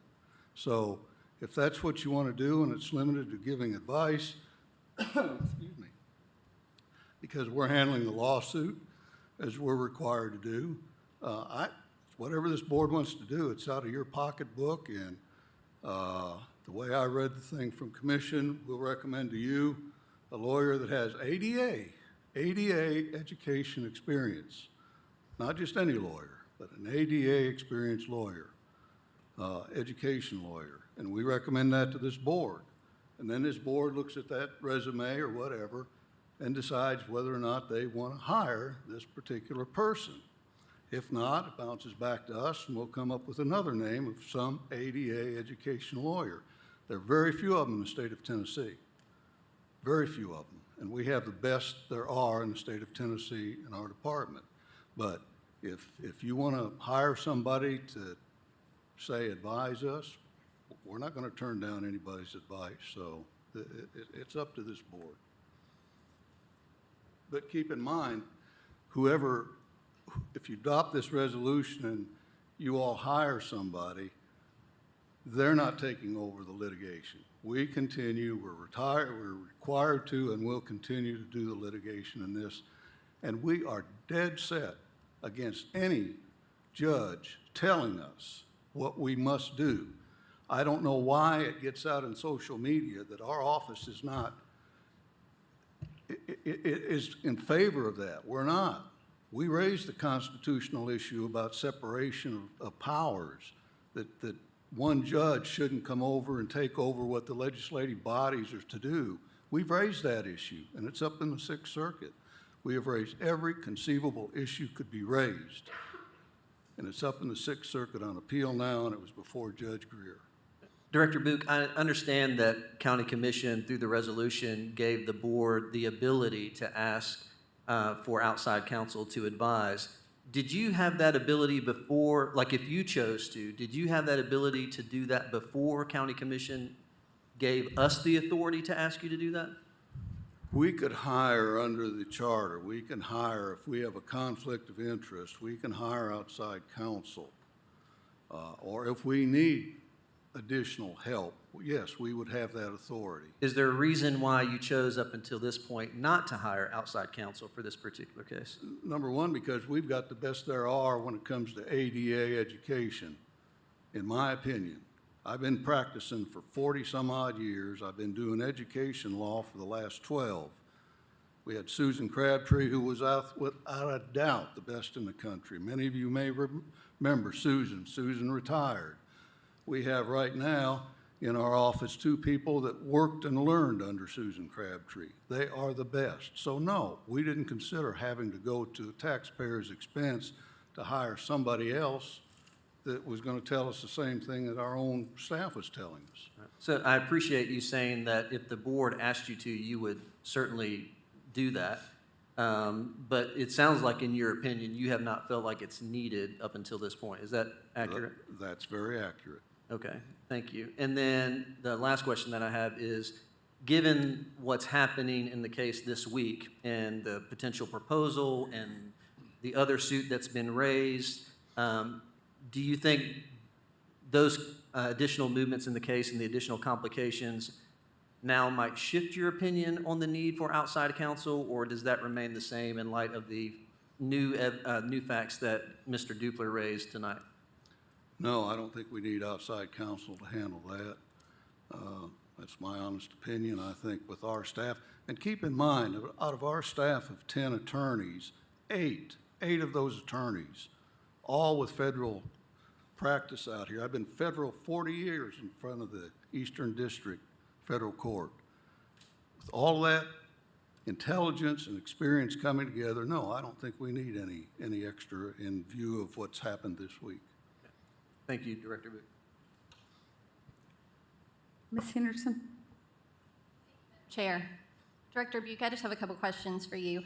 So you said 8 attorneys have been currently working on this case, is that correct? That's correct. So what have those 8 attorneys been doing before this case? You had 8 extra attorneys to just focus solely on this case, correct? I didn't say solely on this case. We operate in our office as a community. When we have any issues that come up or lawsuits, we meet together in a conference room and we discuss it. And everybody's got their experience and they bring to it. So no, I haven't had 8 attorneys doing solely this. We've got some 65 lawsuits out there, several involving the schools, Okay, in so addition to this one. how many suggestions have you made to this board to strengthen our case? It seems like everything that's been filed has been reactive. So how many suggestions have you brought to us to strengthen this case that's been going on for 5 months? I don't understand the question. Number one, you said something about react. When you are a defendant, you react to what's been filed against you. How many medical experts have you talked to before February on this case? We had no chance to prior to that lawsuit. The lawsuit, if you read the transcript. I've read the transcripts. No, hold on. If you read that transcript, you will find that we had a total of, 3 days? 3 days to prepare for that hearing. 3 days. Back in September, I was told that we had a solid case. We have a slam dunk case. Now all of a sudden we were ambushed. Which one is it, Director Buke? I've lost you. I don't think we ever said we had a slam dunk case. That was mentioned back in September. By whom? By Mr. Sanders. By who? Mr. Sanders. Mr. Who? David Sanders. Oh, no, it's not a slam dunk, and David Sanders wouldn't have said it's a slam dunk. What we have is a strong, strong case on appeal that with regard to that should be won on appeal whenever the Sixth Circuit gets around to it. Last month, Director Buke, you didn't even know the basic facts of this case. You thought we were still peaking in Knox County when the peak was, in fact, a month before. I've lost you. What about the facts of the case? last month at County Commission, you didn't know the basic facts of the case. You thought we were still peaking in Knox County, but we had peaked a month prior. I said because it was peaked, that's why that's what I said, because that's what the judge said. It was peaked when he came to that. Now it's peaking down, and that's why we've changed and filed these motions. What more can I say? The facts of the case are that it had peaked. That was the facts before the judge and in the record. You also thought we have 800 kids with speech issues. It's 8,000. We have over 8,000. I understand. Oh, you were mistaken. Okay, understand. I made a mistake when I said 800 because it's 8,000, obviously. When I said 8,000. Yes, it is 8,000. I agree. And I apologize if the 800 misled anybody. I don't think it misled anybody with regard to what's happening in the lawsuit. So you don't think that the fact that our kids have been in mass for 5 months, we don't need all hands on deck? I don't know any company, Mr. Buke, that has in-house counsel that handles every case. They always hire outside experts to help them. We are not a normal outside business corporation. So you're fine with our kids being masked? We don't need all hands on deck? We don't need to do everything we can to get these kids out of mask? Hold on, ask one question at a time. Which one are you asking? You don't think we need all hands on deck? You don't think we need extra tools in our toolbox? We don't need extra what? Tools in our toolbox. What's an extra tool in the legal toolbox? I don't Thank you, understand. Director Buke. I'm done with my If question. you'll define that for me, I'll answer it. Ms. Babb? I'm going to direct my question to Mr. Dupler. Okay. You're off the hook So with we- me. Okay, Mr. Dupler, I just want clarification because once I finally understood about the joint recommendation, what do we need to do to move that forward as a school board body? Or what would be your recommendation for it? Yes, thank you, Ms. Babb. So, to be able to file something with the court, as a joint motion or recommendation, I mean, both sides would have to agree upon it, correct? So it would require a vote of the board to go in that direction. And then obviously the plaintiffs would then have to follow through and agree as well, and then we could file that with the court. And is there a way for us to vote on this tonight? That's a good question, and when I look at the policies, this board can have a special called meeting, and normally the special called meeting has to have 48 hours notice, but it also talks about in case of emergency, and that's defined as a sudden, generally unexpected occurrence or set of circumstances demanding immediate action. So with a court order coming out today, then this board might consider that.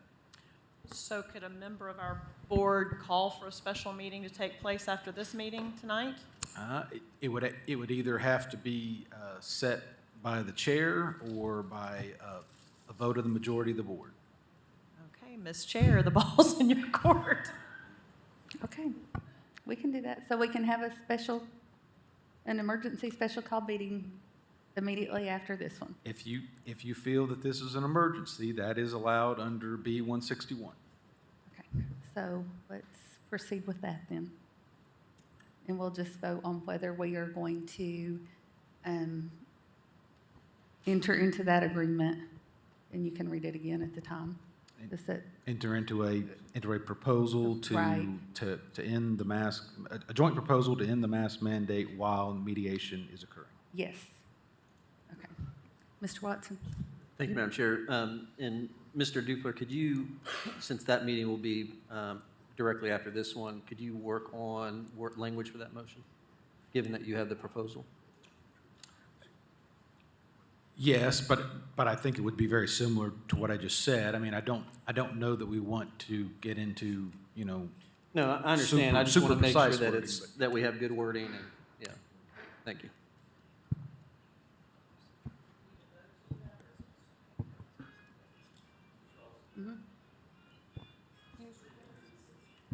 Anything that will help get this thing resolved immediately is an emergency, in my opinion. So, yes, I agree.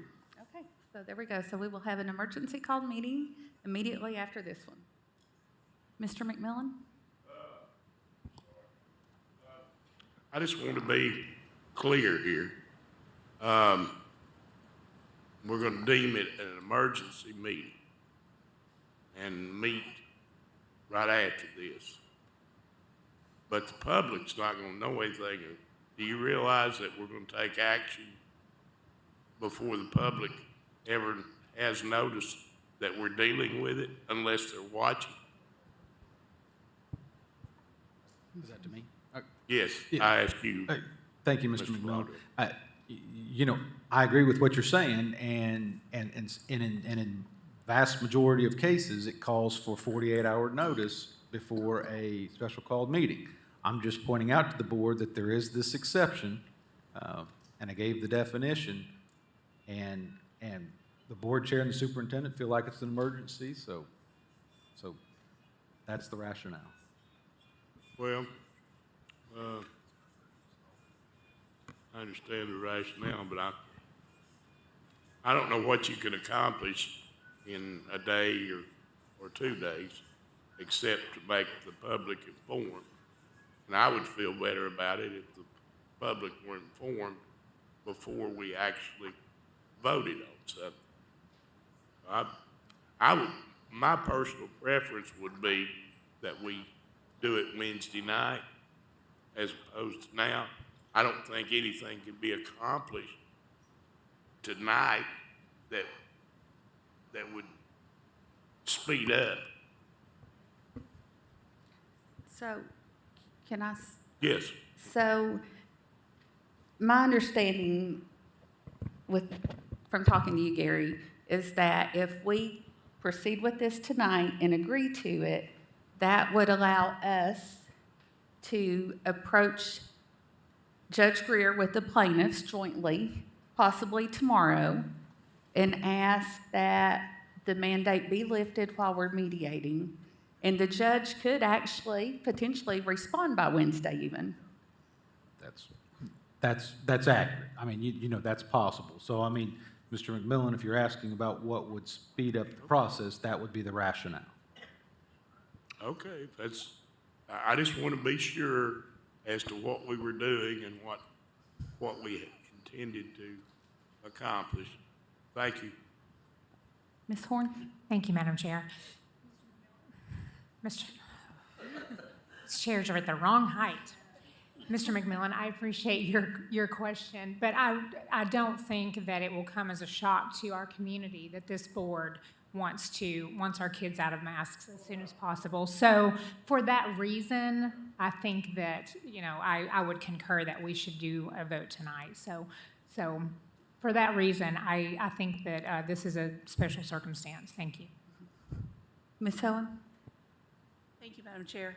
I feel like we have already given our attorney and our negotiators the permission to do that. So I think this is just making it more official that they can make this specific proposal. So I don't feel like it's out of line with what the community is expecting. I would agree. Ms. Yes, Horn? thank you, Ms. Christie. I mean, that kind of crossed my mind. I mean, we've already given Ms. Christie and the law department and Mr. Myers the ability to negotiate on our behalf. So this is really, I mean, they could technically do this without the approval of the board, could they not, Mr. Dupler? No, because, Okay. I mean, the negotiation is Okay. non-binding, so if a settlement is reached through Chair Christie and Jason We would have Myers, to approve it. it would still have to come back before the Okay, board. all right, thank you. So this is, if you want to be expeditious, this would be the way to approach it. Okay, thank you. I think there might be more public backlash to not do it tonight than there would be to do it, but that's just my personal opinion. Okay, so do we have any more discussion on item D?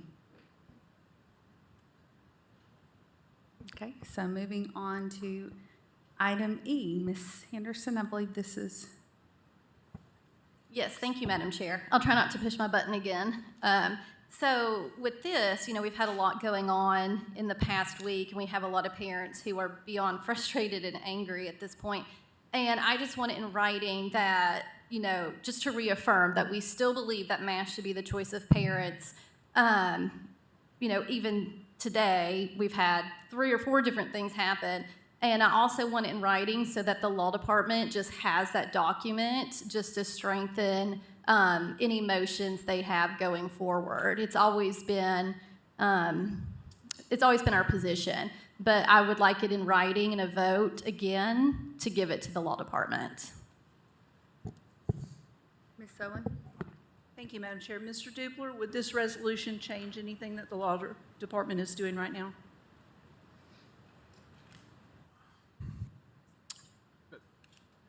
Thank you, Ms. Owen. That's a good question. I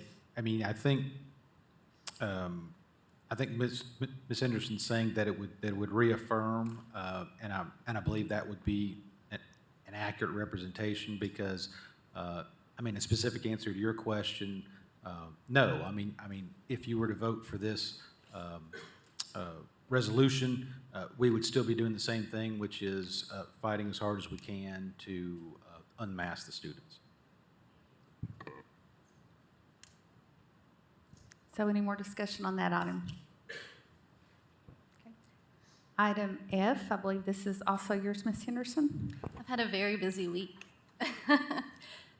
So with this resolution, I've talked to several schools last year, also this year, that some schools are doing normal activities and some schools are not doing normal activities, and some are using the excuse of COVID. And our children need their childhood back, and I think that the board needs a resolution to prove or to say that all normal activities need to resume. I've talked to schools that have canceled their Veterans Day program this year, spelling bees, limited parents for Christmas parties. I've talked to schools that have canceled field trips, and limiting parents and not having events at this point in time is unacceptable. Ms. Owen? Thank you, Madam Chair. I feel like this is an administrative decision and not appropriate for board consideration. This is something that has to do with individual principals making those decisions for their buildings and our superintendent overseeing that. Thank you. Ms. Bounds? And I would argue that this is exactly the reason why we need this, because there's so much confusion, lack of clarity, principals acting on their own behalf, even against what this board has said and what our superintendent has said. And for some reason, they feel like they have the ability to go against that. And I think it just needs to be entirely stated and clarified to the administrators at the schools that this is what this board intends for them to do for the remainder of the year. And therein is the problem. It's the individual administrations at each school determining their own actions, and it needs to be unified across this district. Ms. Horn? Thank you, Madam Chair. I know Ms. Henderson brought something similar last year. It was closer to the end of the school year, and so at that time, my concern was that it was so close to the end of the school year that it could cause difficulties in school. So, however, we are now a year later. We still have issues going on in schools that kids are being limited to various things across schools. And like Ms. Mound said, principals making decisions on their own. So I feel like we're in March, the beginning of March. There's plenty of time for principals to understand that the expectation of this board is that we return to normal. We represent the community. So if this is what our communities are telling us, this is a way for this board to communicate that to the superintendent, who will then carry that out. Thank you. Mr. Watson? Thank you, Madam Chair. Superintendent Thomas, can you speak to the issue at hand? I'm sorry, could you repeat the question? Yeah, can you speak to the resolution that Ms. Henderson's bringing forth around, what's the title of it? Sorry, I got it rolled down here. Yeah, all school activities should return to normal. There's some concern that maybe some schools are not doing that and, kind of going their own way. Can you just speak to that issue? Sure, and again, I agree with the resolution. I mean, we've talked about it as a staff. I think the situation now is much better, obviously, than it was, and for the benefit of our students and our families, that's what we're about. I support the resolution, and No, that's not exactly my question. So I think we're all in agreement in terms of the intent of the resolution. I'm asking, do you have any information or understanding around what's happening across the district where maybe schools are not doing normal activities? I don't have specific examples of that, but the statement was made that, the principals make the decision at the school level, and certainly we've authorized our principals to do that. But as far as saying that it's consistent across the board, I would be surprised if it were consistent across the board. So again, if the board wants to approve this resolution, then we'll make sure that the consistency is there. I don't have specific examples, though. Sorry, Superintendent Thomas, I'm not trying to push on this, but the way you just said that, you said, if this resolution passes, then we will make sure. Are you not making sure now because we don't have this resolution? I think our grade level directors, and I don't know if, okay, Ms. Thompson's here, so. I guess what I'm asking is, you've said this is something we're trying to do, and what I'm trying to understand is, does this help you do it, or does that make sense what I'm asking? I think it helps, obviously.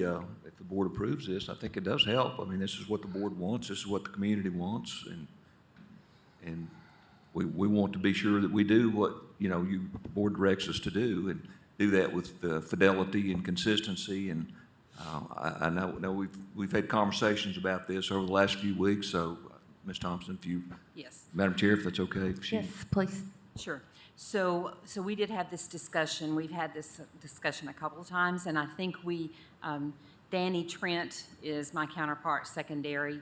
He is out of town, but he and I both have communicated to our principals that effective March the 1st, then we should be resuming normal activities such as field days and awards days, ceremonies, all of those kinds of things. Schools should be returned to our practices based on the way they were before COVID. Now, I will say that there have been some activities that principals have gotten creative with and have learned some things during this 2-year time to be more efficient, and just a variety of things that we've learned in this experience. But we do want to encourage parents to participate. We want to encourage, children to be able to have their parents with them at field days if that was their normal practice. We do have some schools who are limited based on their capacity of the cafeteria.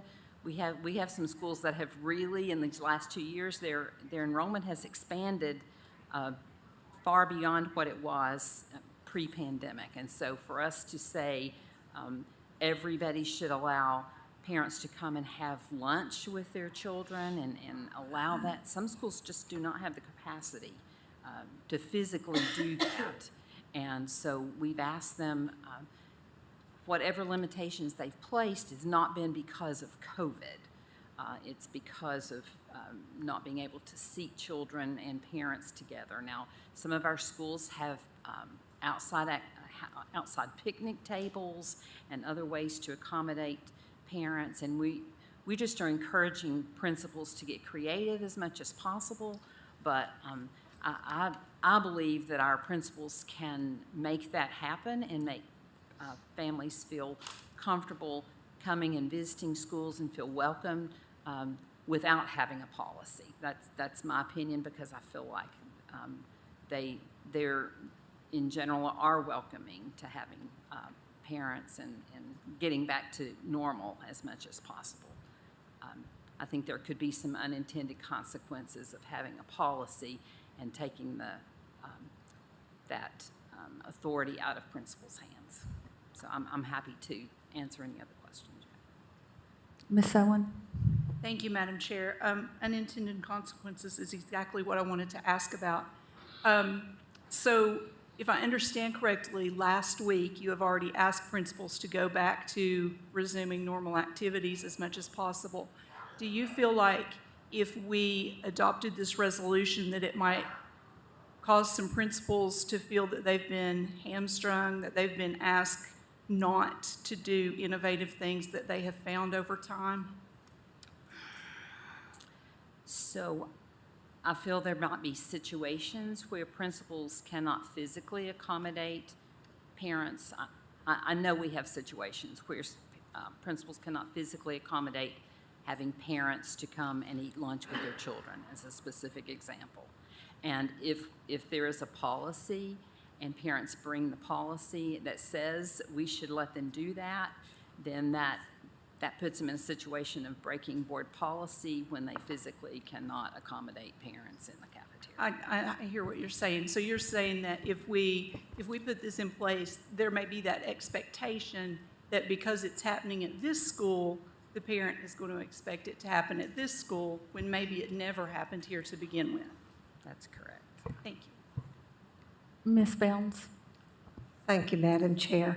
Ms. Thompson, can you kind of help us with some of these examples of the creative ways that principals have found over the last 2 years that work really well that they're doing now in place of what they used to do? What are some of your examples? So again, I said the picnic table. So we've had principals that have tried to accommodate parents during the pandemic time where they would allow them to come and schedule times. They've had times where they have been flexible with their schedule, their lunch schedule, and allowed children to eat in the classrooms or eat in the cafeteria or eat in the outside, just to try to make those accommodations. Okay. First, I would like to say that I've worked under a lot of principals over 23 years or over a 40-year span in Knox County, and I have the utmost respect for our principals. But at the same time, I know you and I last year dealt with a situation after the superintendent clearly stated that children were not to be masked on the playground. And yet, my granddaughter continued to have to wear a mask many weeks after that. And I came back to you several times, and finally, that class was allowed to unmask on the playground. So that's an example from last year, but I also know there are examples this year, and Mr. Watson, I can provide you with a lot of them if you would like. There seems to be a big difference between the elementary and the secondary as far as how that looks. I don't want to create problems for our administrators. That's not my intent at all. But I do want the Knox County to realize that when this board directs the superintendent to do something and the superintendent directs the administration to do something, that they should follow those directions. And I think that has, over the past 2 years, I know in one of my schools in particular that parents were able to come to lunch prior to COVID. And to my knowledge, this year they still were not allowed to, but they were using the spacing as a reason for that. And so I think there's a little bit of, I hate to say it, but I think we can find reasons if we want to limit the amount of interaction in our schools. So I would support this resolution, and I feel strongly that while I respect our administrators, they need to all be held accountable for what the superintendent has mandated or stated in his meetings. Thank you. Superintendent Thomas.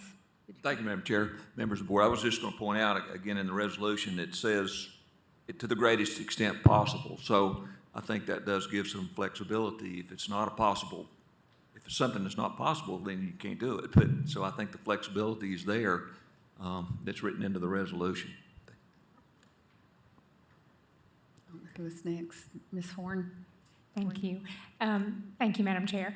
I appreciate you pointing that out, Superintendent Thomas, because that's what I pulled up the resolution just to relook at it again. It's not a policy. It's basically a position statement. And so I feel like that it is important for this board to make this position statement, because going back to what Ms. Bounds said, I don't know how many calls we've gotten over the last year that so and such school is doing this, even though we had conversation and we had been assured that principals had been directed otherwise. So I feel like the whole community needs to know what this board's position on this, and board members can vote on it if they choose to, but if we vote in the affirmative on this, I feel like that our community will know, every staff member will know, principals can blame it on us if they have teachers that don't want to do that this is the board's expectation that we're giving to the superintendent. So I intend to vote to support it. Mr. Watson. Thank you, Madam Chair. Ms. Horn and Mr. Thomas, I was going to say the same thing, that this really is a position statement. It doesn't have the weight of policy. Ms. Bounds, the reason I asked Superintendent Thomas that isn't because I don't know of instances in our own schools where that occurs, but I thought, given that the board gave examples of when it is occurring, it was important to give the superintendent the chance to speak to his knowledge. So, Ms. Henderson. Thank you, Madam Chair. I just want to reiterate what Superintendent Thomas and Ms. Horn said. I did write this as a resolution, not a policy, and I did specifically put in there the flexibility. I wrote in there the greatest extent possible, so it did have that flexibility, but also gave that clarification of this is what we expect as a board so that our community can go back to normal. Ms. Bounds. Mr. Watson.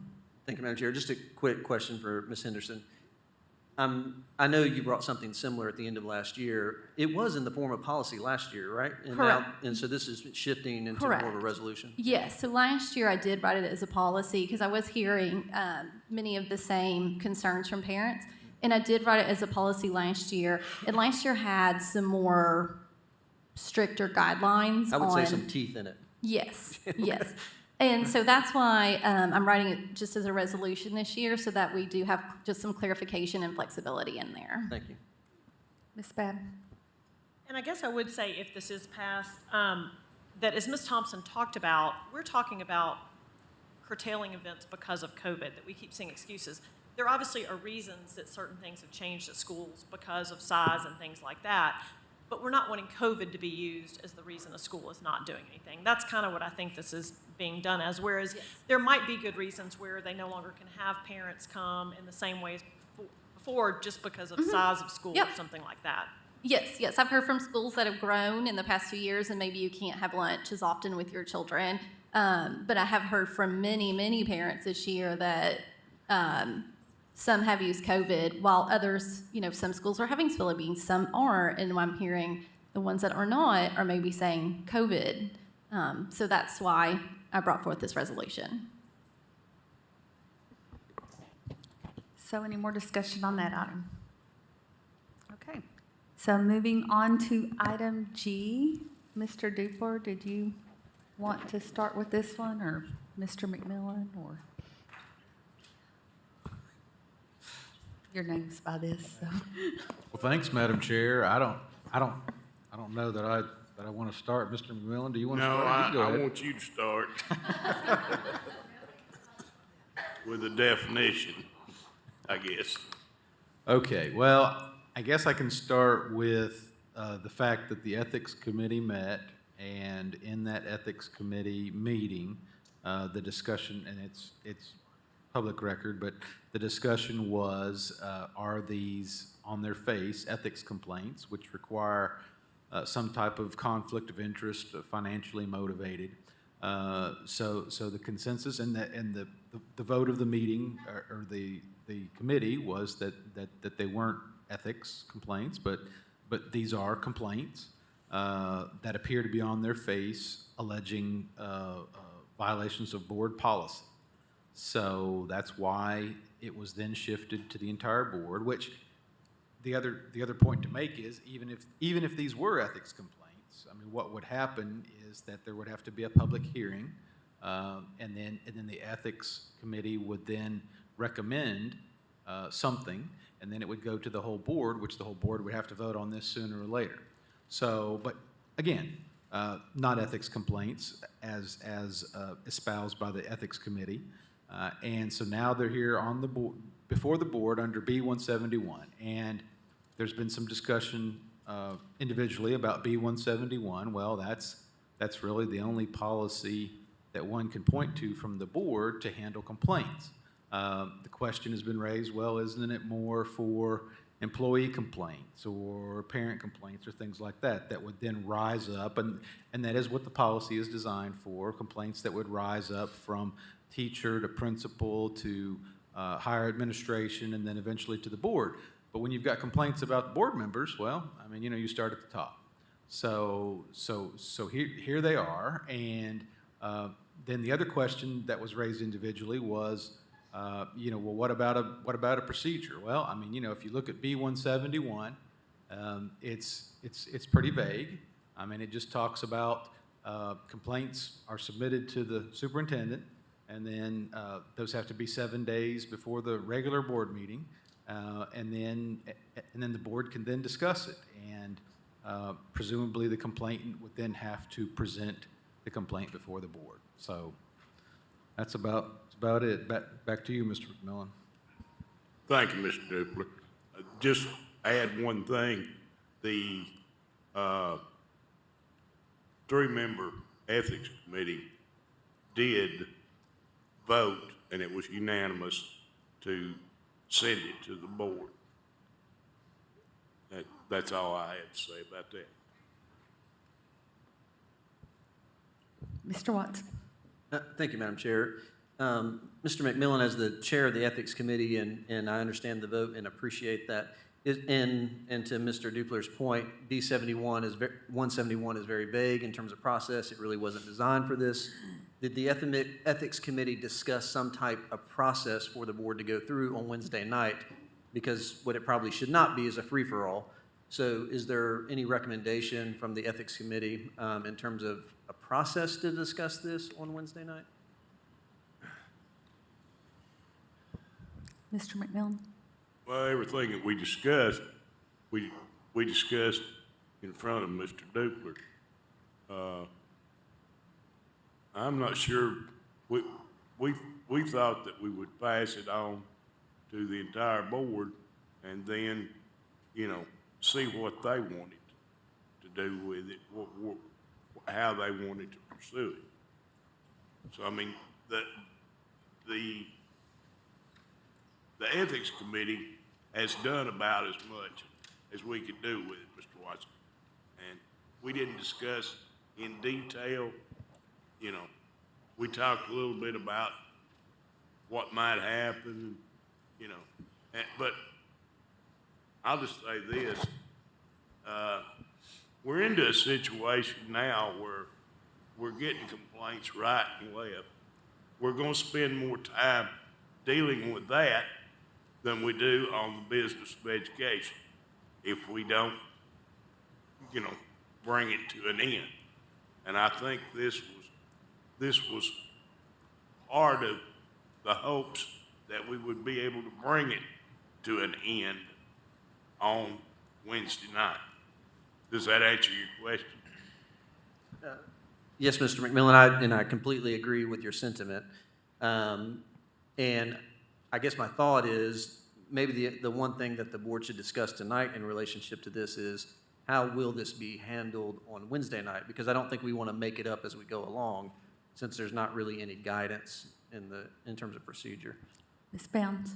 Thank you, Madam Chair. Well, other than Mr. McMillan, I think I'm the longest-serving board member on this board, and Mr. McMillan and I have had the opportunities to watch a lot of different compositions of boards over the last, me over the last 8 years and him longer than that. And what really concerns me is the board's job is about educating. So based on that, I will be bringing a motion on Wednesday night, and I would like to read it. A motion to dismiss all pending complaints against all board members on the grounds of the strained political status of the community and officials, particularly around masking and on the grounds that board policies B-171 and B-220 need revision specification on procedure and forms for filing complaints. So I think that addresses somewhat of what Mr. Watson said. I think it needs to go back to board policy, which we're having on March 23rd, and we need to work on these policies as to how these complaints come forward. So I will be making a motion to dismiss all of the complaints at this time. Thank you, Ms. Bounds. Could you have that motion, the wording of it, sent to the board through Ms. Coatney? Yes, I'll be glad to. Thank you. Mr. Duport, did you have something you needed to add or no? I think Ms. Bounds kind of headed it off. I mean, I was just going to say that the Ethics Committee did talk about, as far as process, talked about that that B-220 doesn't set out a process, but previous ethics committees have a process for hearings before that committee.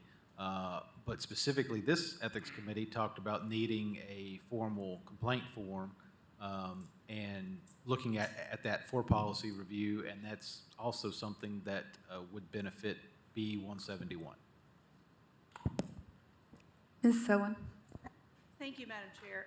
In our Ethics Committee, we did discuss the prior process that was laid out for hearings, and it was my understanding that that process has sort of already been put in motion because we have already contacted all of the people who have filed complaints for them to come and be a part of a hearing.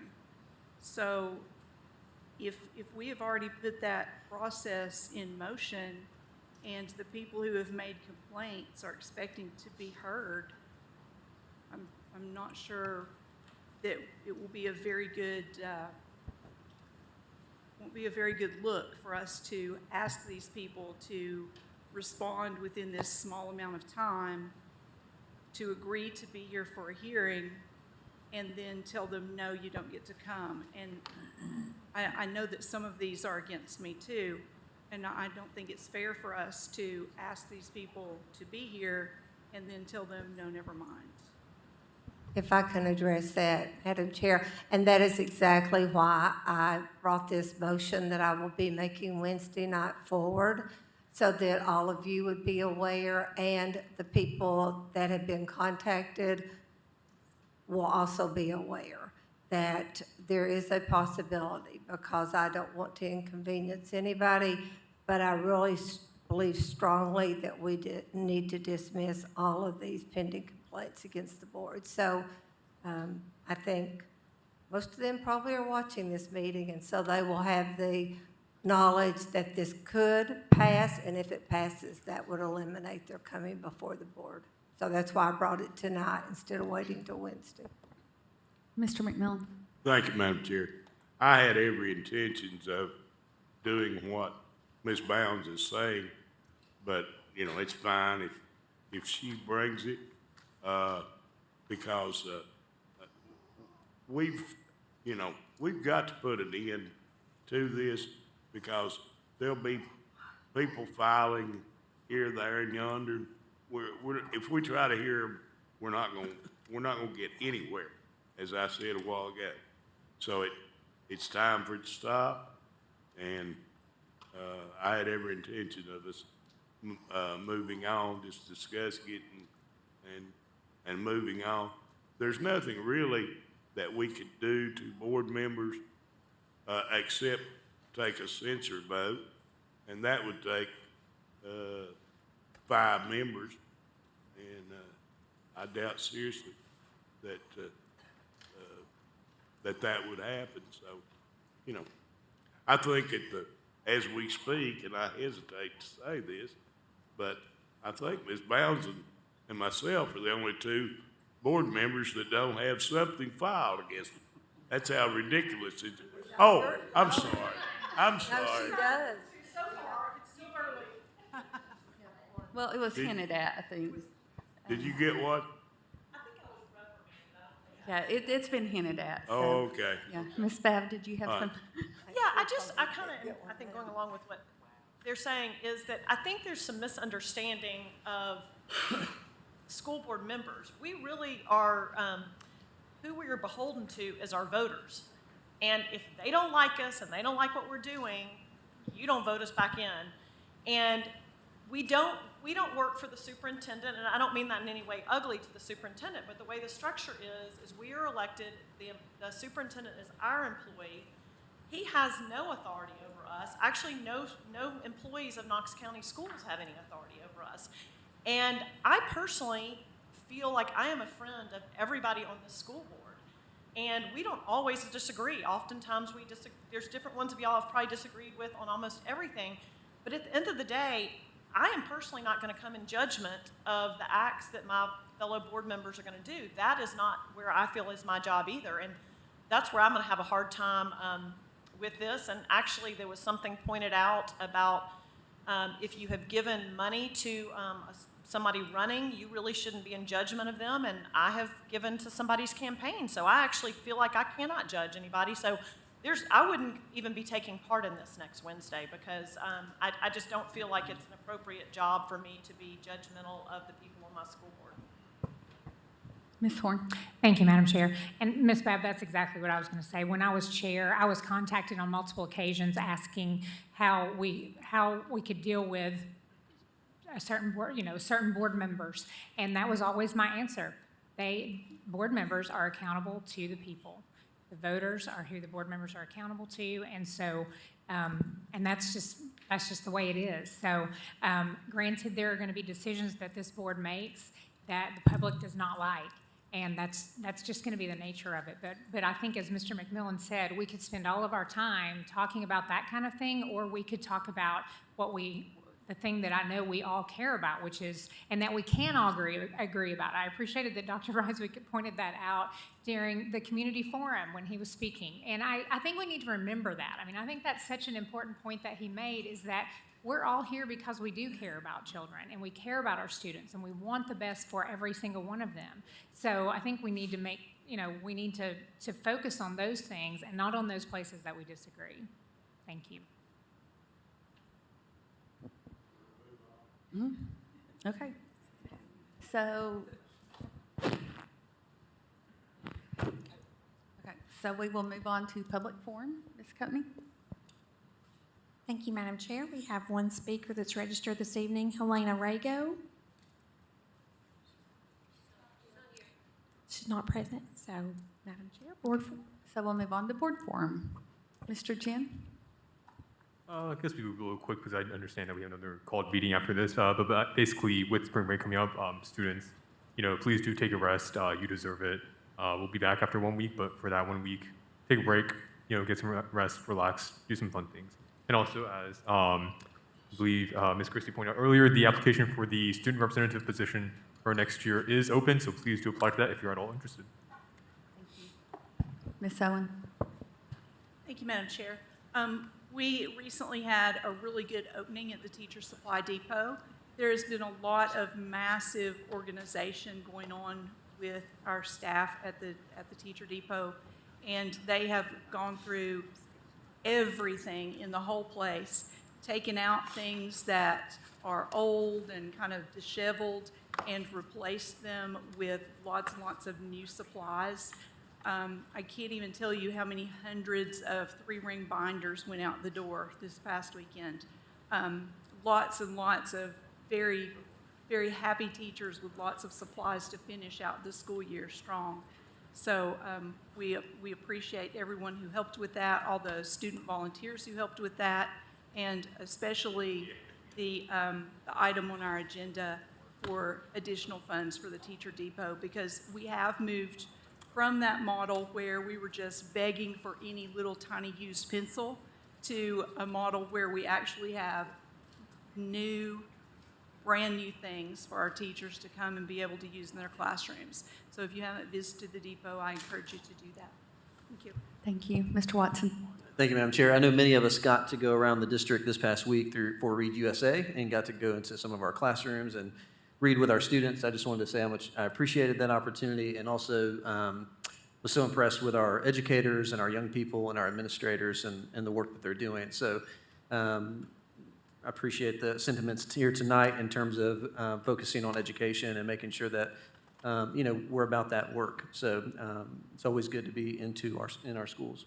And also, too, to echo what Mr. Jen is saying, is that, so my wife being an educator, I know sometimes you never take that hat off, even when you get an opportunity, like a spring break or something like that. And just want to encourage our teachers and our other folks who work in our schools to find that time and take some of that during the spring break, because you certainly deserve it.